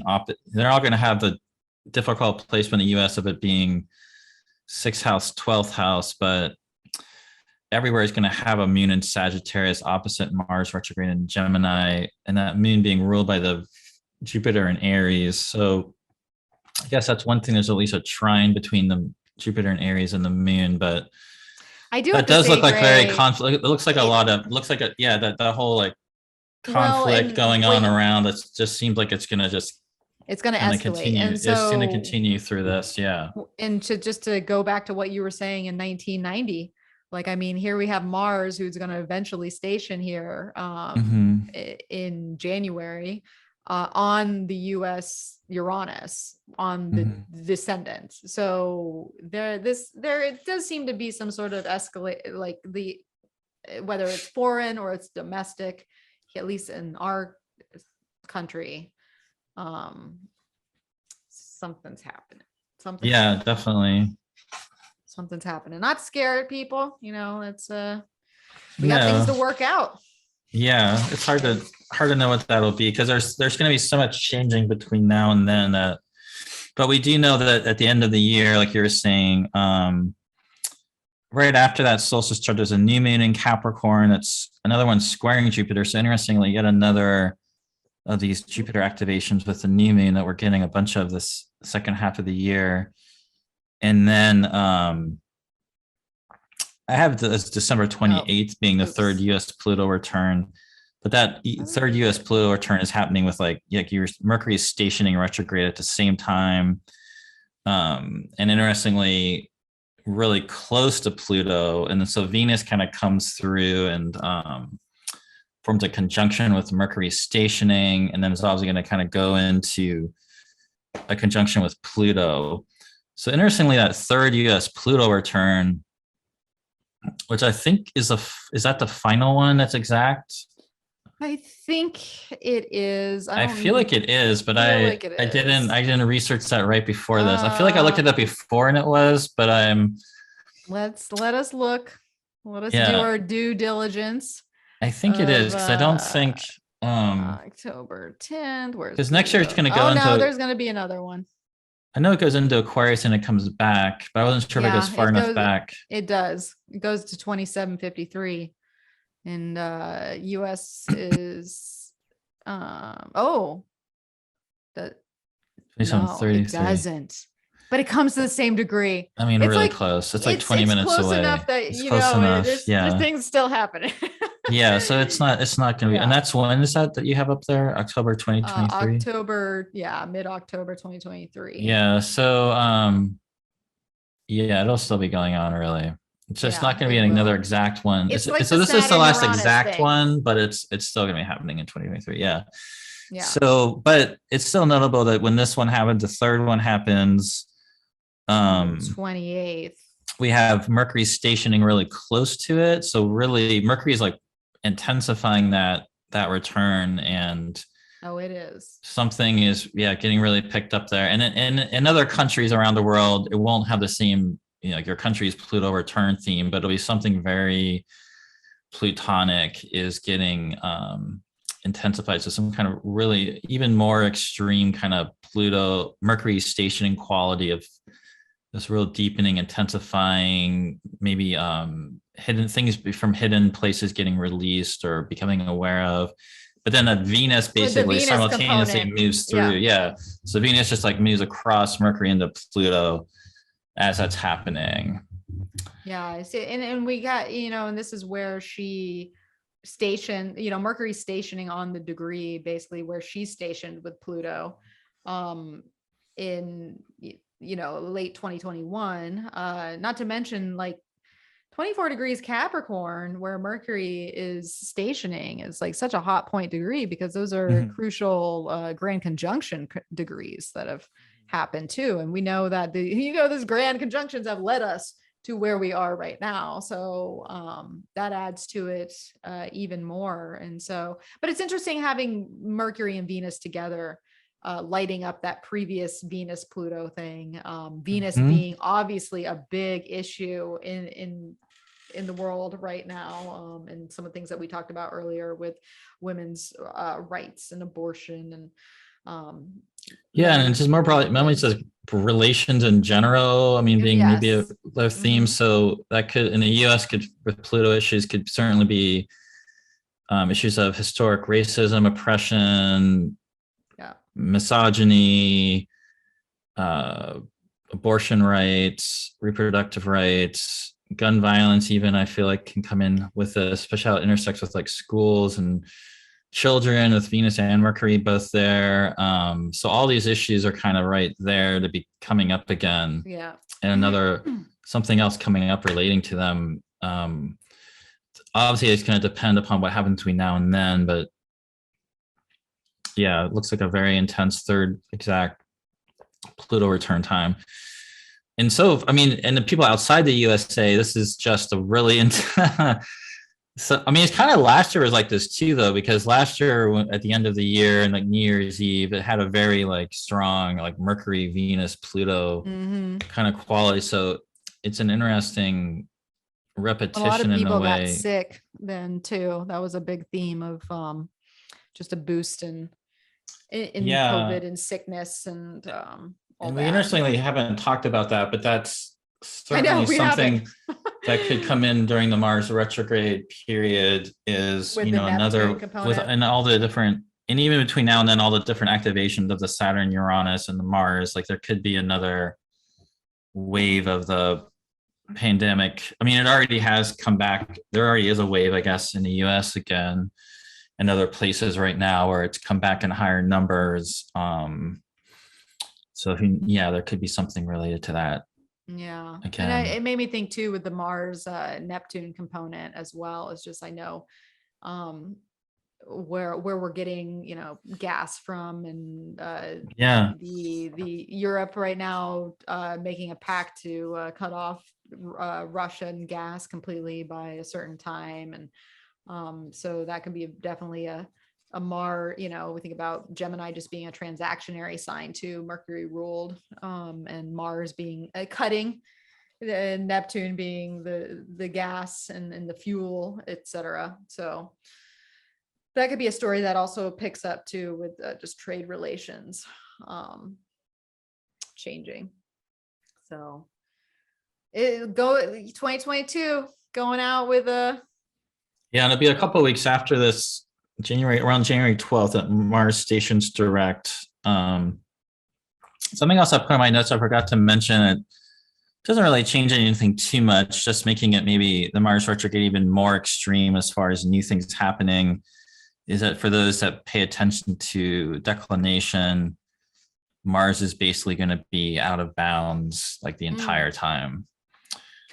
So yeah, it is. I was looking like it's pretty much all of this, like by the time Mars stations retrograde in 2022, it's out of bounds. If you look at the end of the year, it's still out of bounds. So that wild Mars. We just it's just a wild, it's Mars retrograde is already wild. I think it just basically ups the wildness and in a year that's has so much Uranian stuff going on and eclipses, it just kind of ups the like really breaking out and unboundedness, things being untethered and wild and changing, and all right, well, how do you feel about the second half, Gray? What do you got a word for it? Well, I know we've done the tarot cards before, and a friend of mine, Jason, actually, I don't know how to pronounce his last name correctly, but I know on Instagram he's Jason of Mercury. He pulled a few, because we're talking about the Mars side deck, and he pulled a few cards for me and took 3 cards just to show me how he interprets them. And the last card was the Fool, and we were talking about sort of like lightening what you have going on, just creating. You brought up that pivot example earlier, putting yourself in position to be adaptable, flexible, but also really open to this unknown potential, and having to just kind of like the fool kind of going off this precipice. That's just what came to mind for me when you said that. Yeah. So that kind of quality of having to take on that fool kind of mentality through this period. Yeah.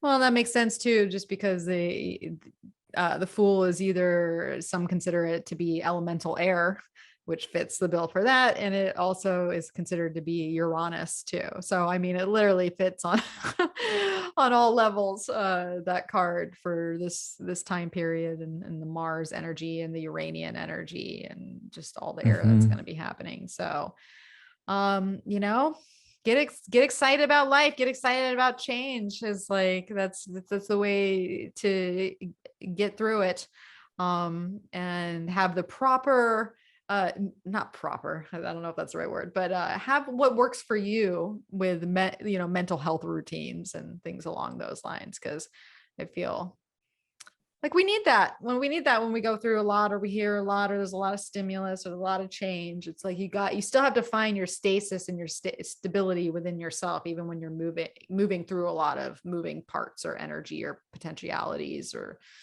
it's important.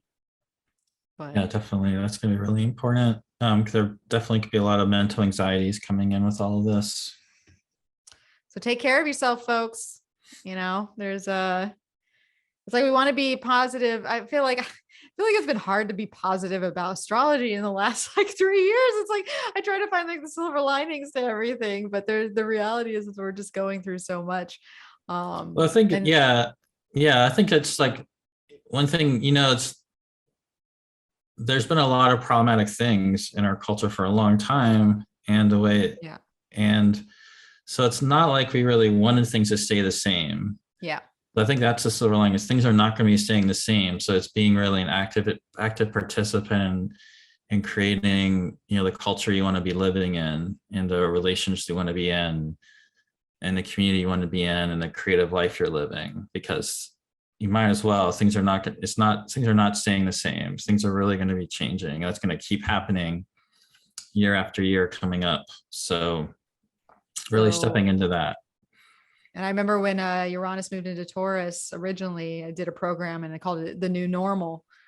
And it's essentially just what we're moving to. We're trying to get to what the new normal is, even if it's a continually changing landscape. I think we're architecting that right now, and that's the beauty of having the South Node in Scorpio. And like you just said, there's many things in our lives and in our societies that have needed to change for a very long time, and we want to change, and we might not even know how to change. But sometimes the only way to change is to be almost like backed into a corner or pushed into the extreme of it, just to be able to make that shift and realize it's too much to carry, and what it doesn't fit in our new normal, or what we're creating and building there. So drop it down that South Node pipeline so we can create this. But all right, Gray, well, I'm sure we've talked everyone's ears off for quite some time now. So before we go again, tell us where we can find you, what you got going on, one more time. Yeah, my site's graycrawford.net, GRAYCRAWFORD.net. There, if for those who are members of ESAR or ever check, I think you don't have to be a member of ESAR to see their webinars.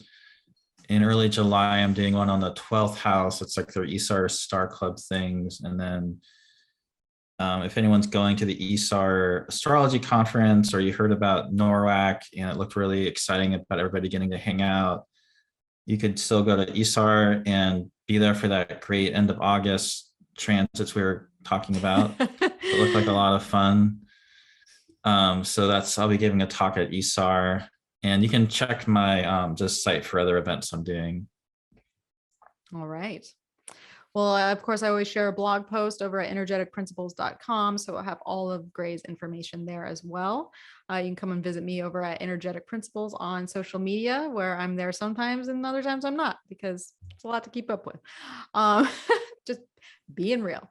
Come sign up for my newsletter. I got a newsletter that comes out once a month at the beginning of the month, the Heavenly Wind, that will tell you everything that is going on for that month ahead. And that is free to your inbox. All you got to do is sign up.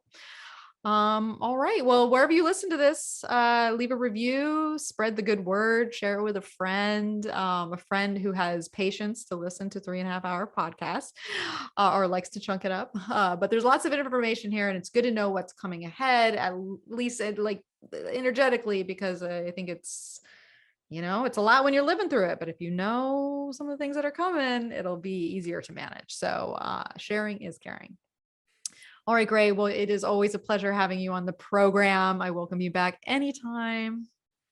Well, thank you. Yeah, I enjoyed it. All right, everyone. And I welcome you back anytime too. So thank you so much for listening to us here today. We'll catch you on the flip side of maybe 2023 if Gray will join me again. And Sure. as always, may the stars be with you.